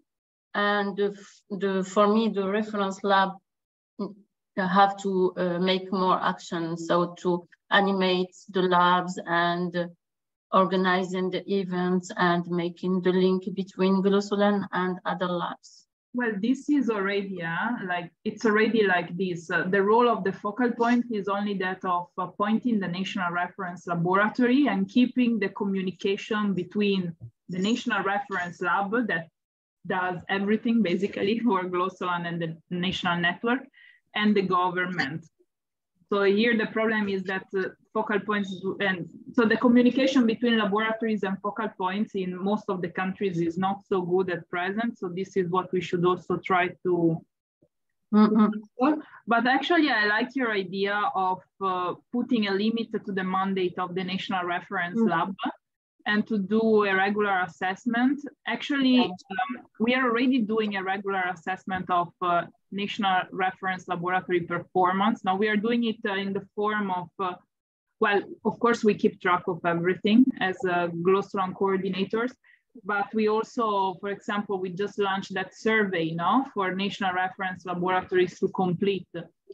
So already, for example, if the national reference lab does not complete the survey, that's already a signal to us that something is not really working in the country or with that lab. But yeah, we are monitoring the performance of labs, of the national reference labs through survey mostly, and then of course through our database in which we keep track of all labs activities. But indeed, like in the TORs, this is something we can do. We can put a limit to the mandate of the national reference lab. At present, there is not. It just stated that the national reference lab stays in the position until until there is a proof that it doesn't perform as it should, or if there is a change in the management or whatever that leads the national focal point to appoint someone else to this role. But we can... Today, sorry, Lucrecia, and today is the focal point who choose the reference lab. That's it. Yeah, maybe we can change that if we can, if it's possible. It can be by election by all the labs of the country. For me, it's logic then choose the lab by the focal point. And I think it's GLOSOLAN who have to make decision about it too, because we are able to know if the lab have how to get that, have the equipment and infrastructure for organize to be the reference lab. That's, I think it's so something indeed, we can propose it to GLOSOLAN. Yeah. Let me just tell you that the reason why we initially proposed the national focal points to select the national reference labs was also that, well, this was made when GLOSOLAN was launched, no? So basically we had no laboratories. So we had little options. Now that we have a better network, of course, we as for the SOPs, now we find ways to improve our procedures and way of working. So I personally, I would welcome this idea. If Afrilab supports it, we can really bring it to the attention of GLOSOLAN and modify the TORs of the, well, on the election of the national reference lab. So each country can make an assessment of the labs that are present in the countries, have a discussion on the one that is better placed to represent them. Then the proposal is submitted to the national focal point for endorsement, let's say, and approval. I still think that the national focal point should have a final say on it to ensure that the selected lab receive the support of the government. But yeah, sorry, Sheikha, I took the floor, but thank you, Lucrecia. And Hanan, I will give the floor now to Tebin Kuzi before to move forward. And after Anne, Tebin Kuzi, please, you have the floor. Thank you. I think most of the issues that I wanted to raise have been said by my colleague from Senegal and also from Lucrecia, because the issue for the focal point, the focal and the reference laboratories is sort of taking us back by not being active, and also all the activities, actually, they're not in a picture. But I would want to say, especially in Zimbabwe, if there is engagement between the private and the public sectors, things do work very well. What we need to do among the labs is to do engagement. You know, the public, private sector partnerships, normally here, it works very well. So it's a matter of approaching the government, it's a matter of approaching the public sector. That engagement can actually bear fruits in terms of making our soil laboratory networks. Thank you.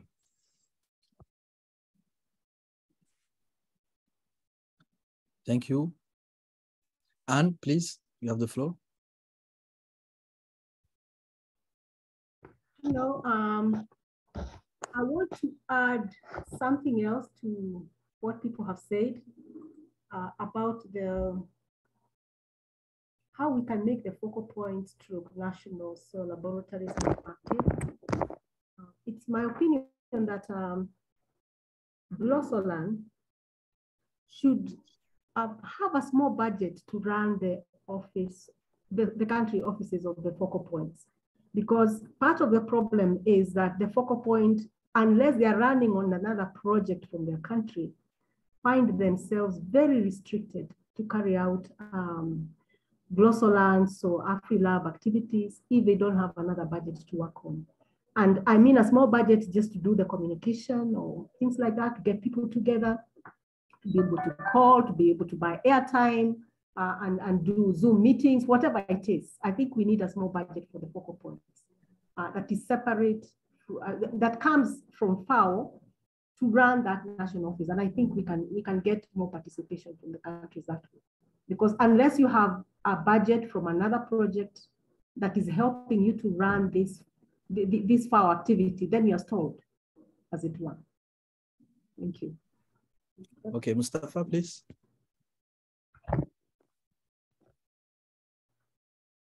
Abdurrahman, you have the floor, please. Thank you. Okay. I would like to come back on Hanan's point about the focal points. Yes, I would say that I'm okay with what she said. In fact, focal points do not perform really their work. As the reason why during the survey, the last survey that was displayed, I asked to put some points asking for the focal point to clarify for their relationships with the labs in their country. I think the points was not taken into account, and you sent just the survey to the laboratories. They even if they answer, but like at which rate the focal points do run survey and see how the work is carried out with the laboratories. I think it should be emphasized, should be made on that point. Work cannot be correctly be done if the focal points are not really doing some follow-up about what's happening in the country. And things that are happening in Niger, in Senegal right now, it's because the focal points are not really that performing the role. So my suggestion is the way there is term of references for the labs, I think the focal point should also have a term of reference with some specific points within, asking him to be more close to the labs, to initiate a kind of follow-up that will be compulsory for him. We need a kind of report from him at a regular, time for us to see how is he interacting with the labs. Because the way they are not performing their work, that's how the labs also are being collapsed right now. I don't know whether my points are being, it's good. I'm sorry, but I'm with Hanan. I understood what you want to say, but I'm supporting her. Thank you. Filippo? I would like to lend my support to Hanan in this matter. And I hope that somehow we'll be able to look for a way to get the square peg in the square holes. Thank you, Joseph. Filippo? I mean, it's not me, but it's someone else who asked me.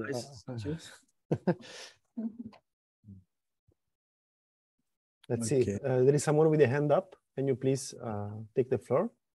Whoever has the hand up. Who's there? Oh, okay. Thank you so much. I'm Moses from Malawi. Yeah, I think I wanted also to agree with what Anna said. I think we might need to have a small budget which can help to link up. Like in Malawi, most of the laboratories are in different parts, like in different regions. So sometimes to start to facilitate those meetings, I think it's important to have that small budget. And then the next point I wanted to say is that it will be important to maintain the focal point as a government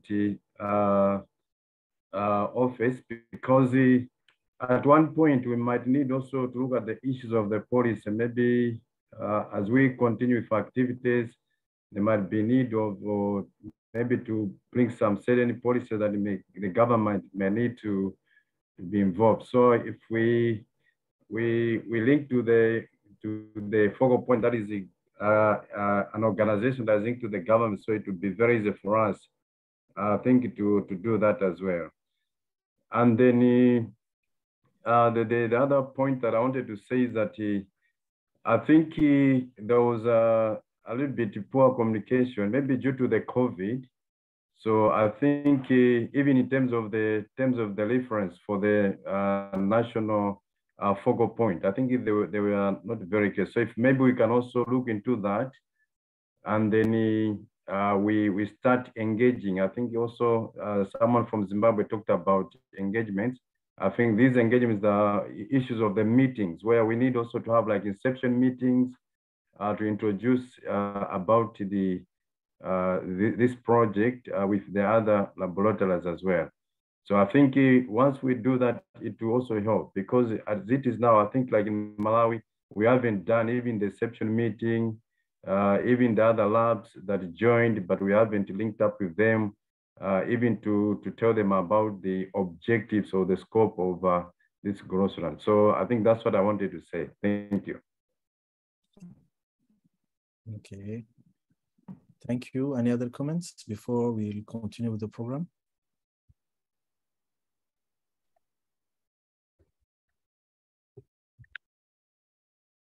Well, Sheikh, I well noted all the comments received so far, but I'm afraid we are a little bit late on the agenda. Yeah, we have a couple of items to cover.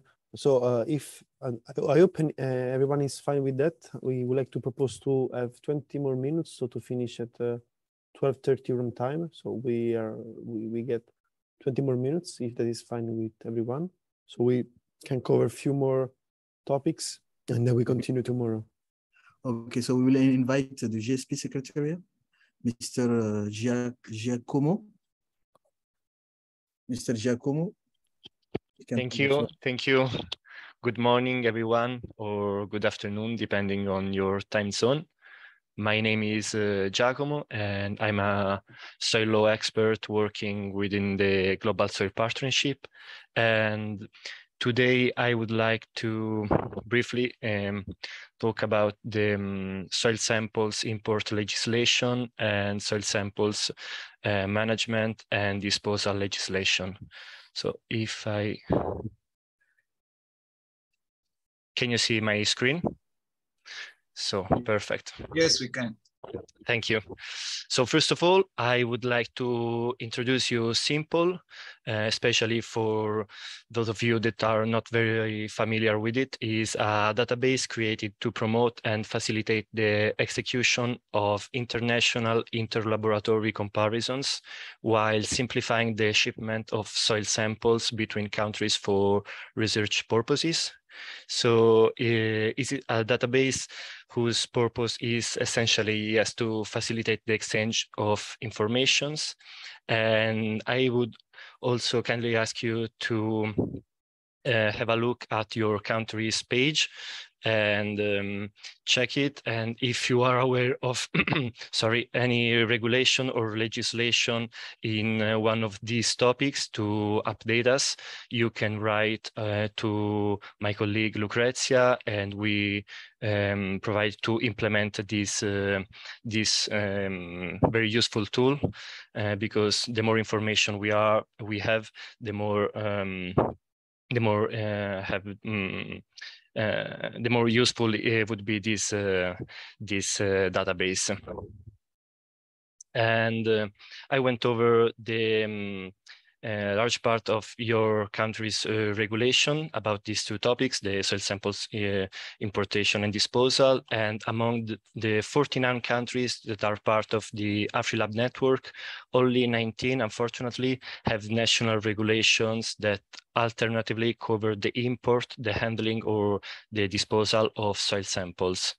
And of course, this is a very bad situation, because in the legal world, there is this sort of proverb that says that anything that is not forbidden is allowed. So this vacuum let the governments to do essentially anything they want with also the disposal of the soil samples. And what are the possible negative effects of this lack of regulations?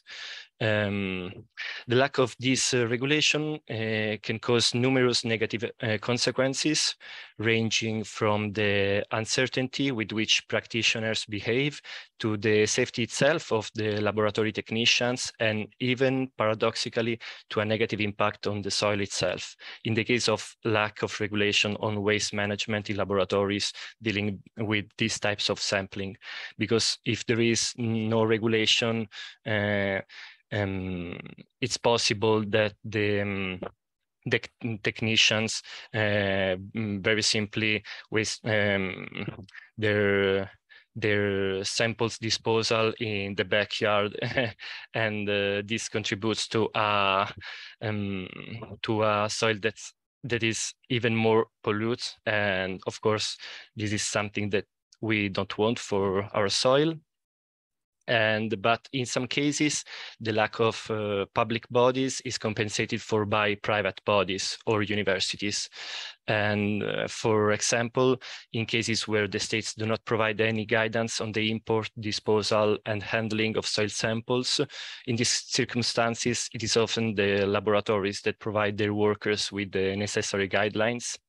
But this kind of situation is not very good for neither the laboratory, neither the state, because this phenomenon leads to inconsistency within even a single state, because two laboratories could behave differently, even within a single state. And this is, of course, not a good situation for our soils, neither for your laboratories.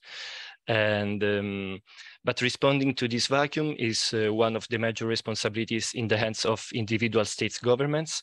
So we also would like to ask you to push your governments towards the adoption of this kind of regulations.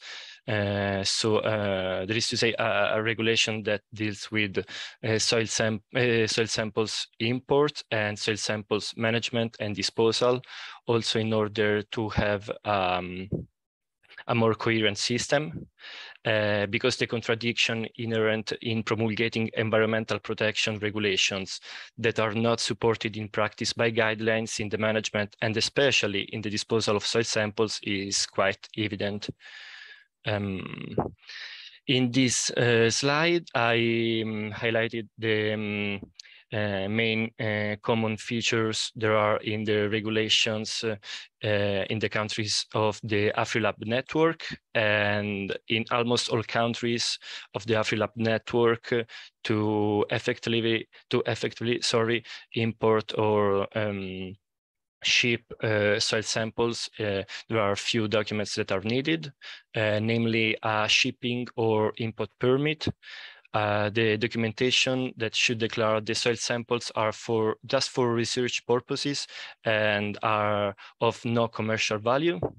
Sample provenience documentation, the documentation that show that the soil sample has been sterilized, and the phytosanitary certificate issued by the Soil or Plant Protection Authority of the country from where the soil has been exported. These are the main features.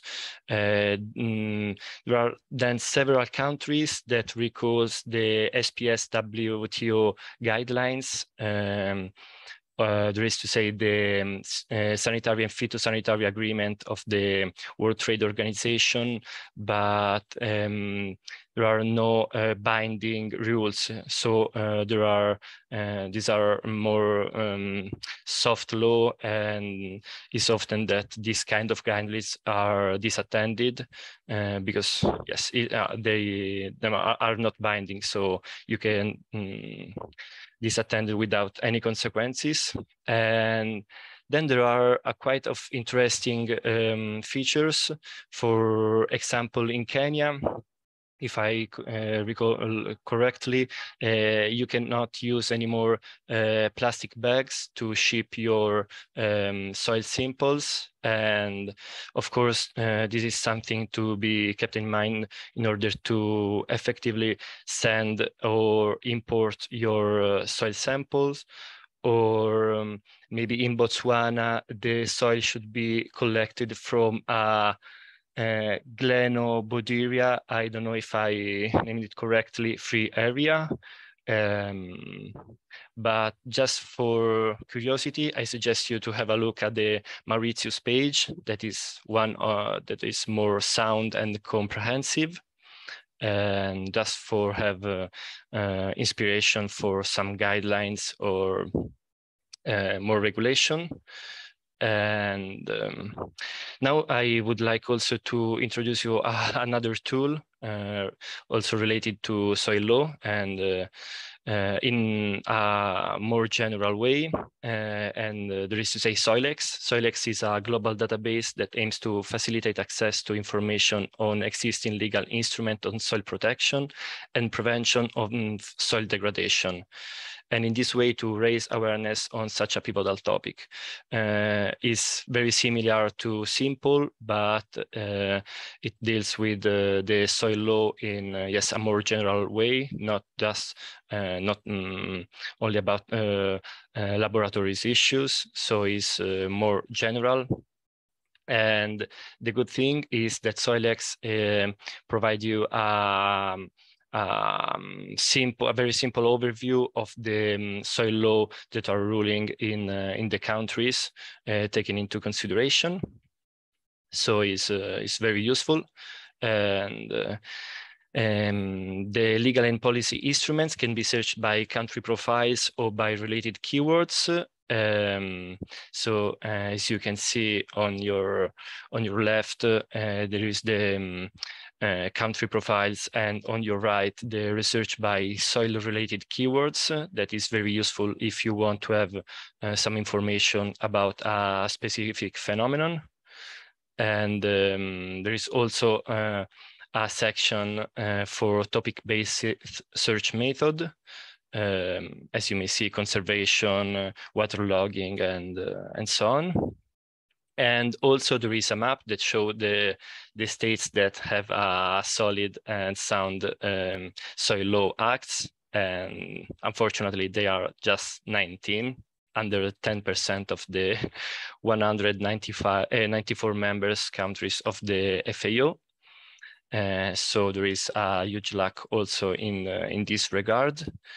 And I finished my presentation, so I just want to thank you for your attention, and I would like to stress once more the point to update our Simple database, because it's very useful to have such a database updated, and that could help the technicians to exchange the information about the guidelines in laboratories and their national regulation about soil sample legislation. So thank you for your attention and your time.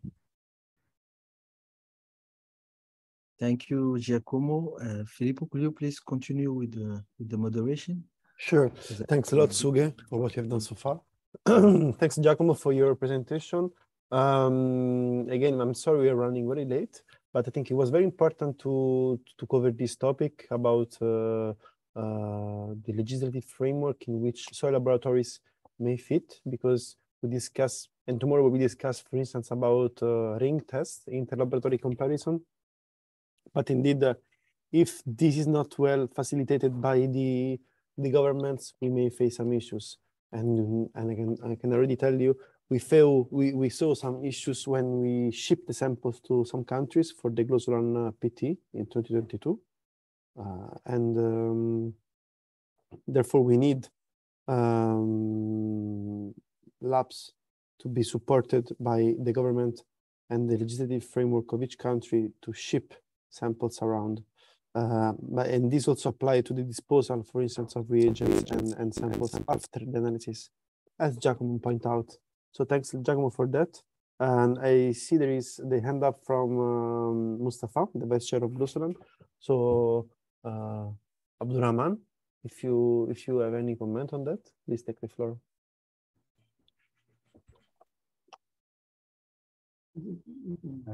Merci. Thank you. Thanks a lot for the last presentation. I picked some points and I consider the whole presentation as a complete tool for us to be used for every lab in its day-to-day activity. There is something I noticed in the last slide. Is this soil biodiversity or soil microorganism? Please, when you show some windows, was it the last slide? So if it's soil microorganisms, I would like during our SOP's presentation, if possible, for you to put things like that to help us have a very appreciable view of the tool, like even if to use it as part of the SOPs. If you can help us, if you can contribute, like in our SOPs we are raising, you can put this tool. Again, it will help perform a good soil sampling, both for physical, chemical analysis and microbiological analysis. I don't know whether you understood what I mean. Yeah, I think you mean to somehow link the SOPs to the legislative framework. I mean, to link also to see the regulations for those parameters. Is that what you mean? Sorry, I didn't catch it. I don't know if. No, I think this was is more directed to yes, me. of course, and I think this is more a request to within GLOSOLAN to somehow link the when we harmonize procedures to analyze, for instance, biological parameters, to link this with the legislative framework. So you list some laws to I can say preserve the soil biological parameters. That would be nice to take this into account and to cite, for instance, in the law of each country. For sure, we should aim to this, no? To mention in the national laws the methodologies to measure those parameters. Otherwise, our countries can measure what they want to protect. And I can tell you, in some countries, yes, it is happening. There are some countries. Filippo. Yeah. Hello? The whole presentation he did, I think, if you can have it complete for us to make it as an SOP, to make it on the same line with our SOPs, it will help people perform soil sampling, as well as for physical chemical analysis than for microbiological analysis. Because I noticed there are so many interesting things within, and this only presentation is not enough for us to understand everything. If you can write it and give it to us, it will really help. That's what I mean. And we, our side, we can use it in our SOPs next time. What I mean. Thank you. Thanks a lot, Mustafa, for that. And I would like to ask Giacomo to please put the link to SoilX in the chat, because some people are asking for that. Okay, you already did. Okay, great. So all the links are in the chat. So both the link to Simple and the link to SoilX. And I think this is a good input, Mustafa. We will further discuss this maybe first at the governance level, and then we can implement this in the region and at the global scale. But indeed, I mean, one of the goals to have Giacomo here to present this is indeed to fill all the gaps also with the colleagues working on the legislation, because we need also a clear framework, no? Where the activities of the laboratories may fit. So thanks a lot. Moreover, if I may, Filippo, just one more thing, it would be very, very useful to have also an harmonized system about the soil samples import legislation in order that all the network could send and import soil samples more effectively, and to avoid the situation that you just described, where there are some issues in receiving or sending soil samples just for lab purposes. So once more, if the one of you that are linkages with the governments, to push your governments toward the adoption of sound legislation about these two topics would be of pivotal importance. So I just wanted to stress this point once more. Thank you. Thanks a lot. I'm sorry, I think we have to move forward because we really have to close the meeting because we are already half hour late. I would like to remind you that tomorrow we start as today at 10 a.m. Rome time for the second and last day of this Afrilab meeting. I will just want to close the meeting by presenting you a very fast, the last presentation, because as you know, GLOSOLAN, I hope you can see my screen, first of all. As you know, GLOSOLAN is turning 5 years old already, 5 years of achievement, of team and group achievement. So there will be a celebration for this 5-year anniversary that will take place on the 10th of November. So put this in your calendar. 10th November, we will have some keynote speakers, some nice videos, some interviews, and many other contents to celebrate the achievement of GLOSOLAN and to have an idea on the next challenges of the network. We would like you to join this celebration. I think Lucrezia already sent you the link to register, but we will do it again. We will share again the invitation, but we would like to have you to play a role. How? We kindly ask you to gather all the staff members working in the laboratory in one room and record a video saying "Happy Birthday, GLOSOLAN" in your local language. It can be English, French, Portuguese, your local dialect. More diverse, better. So please record a very short video, 5-6 seconds is fine, saying "Happy Birthday, GLOSOLAN." Just put the camera or the phone horizontally and record the video and send the video to me or to Lucrezia. You see this video from some colleagues from the Pacific, from New Caledonia, and you can see that all together in the room, and they send us a 6 seconds video saying "Happy Birthday, GLOSOLAN." In this case, it was in French, but again, you can even use your local dialect. That will be nice because it represents the diversity of the member of the network. So this will be something nice. All the clips will be grouped together in one big video to be shown during the GLOSOLAN anniversary. So we would like you to join this by sending us a very short video, a short contribution from your laboratory. So please do so by the end of October. So by next week, if possible, because we need some time to then clip all the videos together. So please work on the video this week or next week so we can include your contribution. Before closing the meeting again, I would like to remind you that tomorrow we'll start discussing on the SOPs, the procedures, and especially on the ring test. And we will present you an overview of the results of the GLOSOLAN PT for the African region. And then we will discuss about also the next trainings and some good opportunities ahead for the network. Before closing, we forgot to make the group picture. So we will do it tomorrow as well because Lucrezia has to go to another meeting. So we'll make one tomorrow with her and the other people that already left. But let's have one as a back just to make sure today as well. So please put your camera on and give us your best smile. We'll make a nice group picture now. So maybe Sheikh, you can tell this in French as well if you're still with us. Activez votre caméra, souris. On va faire un groupe photo.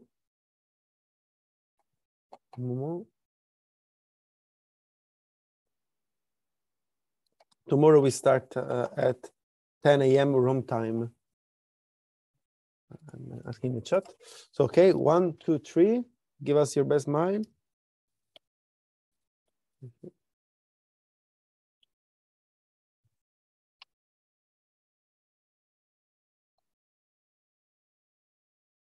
Okay, thanks a lot.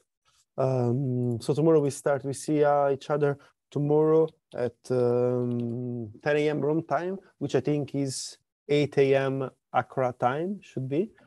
You can use the link and passcode you used today. We will send you another mail tomorrow, hopefully the right link. Sorry for that. See you all tomorrow. Thanks for your joining us. Thanks to all moderating, for all moderators, to all contributions. I see quite a nice people, lots of people with Anne Mariuki. So hello to all your colleagues, Anne. Hi to everyone. Tomorrow, sorry, when people are logging in tomorrow, they should log in with their names. Yeah, I remember seeing this team. We will send the right link tomorrow, Joseph, tomorrow. Yes. Yeah. I don't know if someone from the governance, I know if Miriam, Mustafa, or Lesego, or even Anne would like to have some closing words for today. I opened. Mustafa. Mustafa, say something, please. Presidente, thank you so much. Okay. All right. We thank everybody for the time you gave us and the participation also.